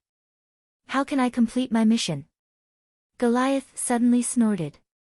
The wine glass in front of Randall shattered without a sound, and the bright red wine splashed onto his clothes. Randall jumped out of his chair in fright. He heard Goliath say coldly, "You are so rude. How dare you call my name without any honorifics?" Randall also came to his senses. The local officials had been very respectful to him along the way, so this minor official from the Ministry of Justice, who had left the capital for the first time, was a little carried away. Goliath was an 8th-level supreme mage and a member of the Council of Elders of the Academy of Magic in the Hittite Kingdom. His status was unparalleled. How could he scold him for no reason? If Goliath made a mountain out of a molehill and refused to let it go, he could even accuse him of disrespecting the gods through the Council of Elders of the Academy of Magic. The most serious consequence might be that he would be stripped of his title. Naturally, Goliath would not do something so frivolous and demeaning, but Randall was frightened by his own thoughts. He immediately bowed and said, "Dear Supreme Mage, I am very sorry. I hope you can forgive my rudeness. I was just in a moment of panic, thinking that I could not complete my mission. That's why I spoke without thinking." Goliath's expression softened, but he did not let Randall sit down. He said slowly, "It's not impossible for you to complete your mission. Let Governor Shmuel borrow a guard to escort you into the mountains at the border of Assur and Babylon. When you find Aman and punish him, you can return to the capital to report. I can be your witness and bring the news back to the Ministry of Justice. Send someone to inform your superiors and family, so that they don't worry. Shmuel and the others wanted to laugh in their hearts, but they had to hold back. A guy like Randall who regarded others' modesty and politeness as his own prestige was indeed abominable, but they could not say anything due to their status. But Goliath was a supreme mage who had no need to curry favor with Randall. If he really wanted to, wouldn't it be easy to get rid of him? Even the head of the Ministry of Justice would not offend Goliath because of Randall. Randall looked like he was about to cry. He knelt before Goliath and said, "Respected Supreme Mage, do you have any other orders?" Goliath smiled and reached out to help him up. Actually, it's easy to do. There are two ways. The first is to give Governor Shmuel an order to send someone to bring Aman to you, and you can wait in Saya. However, this method may not be very effective. Aman has most likely been eaten by wild beasts in the mountains. The second method is simple. You just have to report what happened here truthfully. Don't forget to praise Shmuel, Dusty, and the other local officials for how they truly shared the burden of the country. Aman has already received the punishment he deserves. He is just a minor. The purpose of the king sending you as an envoy to punish him was only to warn the others. Now that this purpose has been completely achieved, no one will worry about anything else. Besides, with me here as a witness, it can be solved with a single word. I think the head of the Ministry of Justice saw that you are usually diligent, so he sent you out for a walk. Did you enjoy eating, drinking, and playing along the way? Randall's face turned red. He could not say yes or no, so he could only say submissively, "Thank you, respected Supreme Mage." "Thank you, my colleagues." "Then let's do it." Aman climbed all the way up. He felt that he was not climbing an isolated mountain, but walking on a plateau. The mountain road was not a straight upward path. It rose and fell, passing through many flat and open areas with lush primeval forests. The vegetation here was rich, the rainfall was good, and there were many wild animals. It was a place suitable for hunting and picking. No wonder there were tribes of cavemen. He leaned on the iron tree branch and remained vigilant. However, for a whole day, he did not find any trace of cavemen, only a few squirrels and wild goats. The mountain squirrels did not avoid people. They would even jump on high branches and look at you curiously, but if you walked too close, they would quickly burrow into the canopy and disappear. The wild goats were very timid. They ran far away when they heard the noise. They were very agile and could jump on steep rocks. Footprints could not always be found on the path. The climate in the mountains was very complicated. Sometimes it was cloudy or sunny just across the mountain ridge. Some places were so dry that footprints could not be left behind. The path itself was also intermittent. As the sky gradually darkened, Aman left the path and found a depression with his back against the stone wall. There was a small open space in front of him. This was his favorite terrain to camp in the mountains. He lit a campfire and made dinner for Schrödinger. Then he ate himself. He did not have much special meat floss with him. It was enough for him and Schrödinger for another 2 or 3 days. After that, he would have to hunt by himself. While camping, he realized one thing. According to Crazy Ol, a sorcerer who could use 2 low-level magic together was already qualified to be a second-level sorcerer. He wondered if Crazy Ol had left any useful information in the Taraculus. When it was dark, Aman moved his limbs in the open space. His movements were like gymnastics, but there was no fixed routine. It was a habit he had developed after years of bathing in the cold spring. As the heat rose and spread in his body, he stretched his muscles and bones. He could get the most relaxation and eliminate the fatigue of the day. Strangely enough, even if he did not bathe in the cold spring, he would feel warm and comfortable when he exercised like this every day. Then Aman inserted his staff into the ground in front of him. He spread the clean grass on the ground and sat quietly to meditate. The so-called power bestowed by the gods was more often called magic power. In the state of meditation, one could use magic power to communicate with the outside world. Mages might be good at different magic, but as the most basic skill, the state of meditation was the same for all mages. Mages of different levels could achieve different states. Amon did not know message magic yet. Message magic and detection magic were both advanced magic. Being able to use one advanced magic independently was also one of the criteria for a third-level mage. But Crazy Ol had sealed the message in the Taraculus with message magic. As long as Amon reached a certain stage, he would naturally see the message. Amon entered the state of meditation and used his magic to touch and summon the Taraculus. As expected, a message came into his mind: "You're tuning into the Blissful Bookshelf YouTube channel. We're so grateful for your support, and don't forget to subscribe to join us on this incredible journey through captivating stories. Your generosity through donations truly makes a world of difference, as it's the primary source of revenue that allows me to expand and enhance this channel for you. Thank you from the bottom of my heart for being a part of this adventure."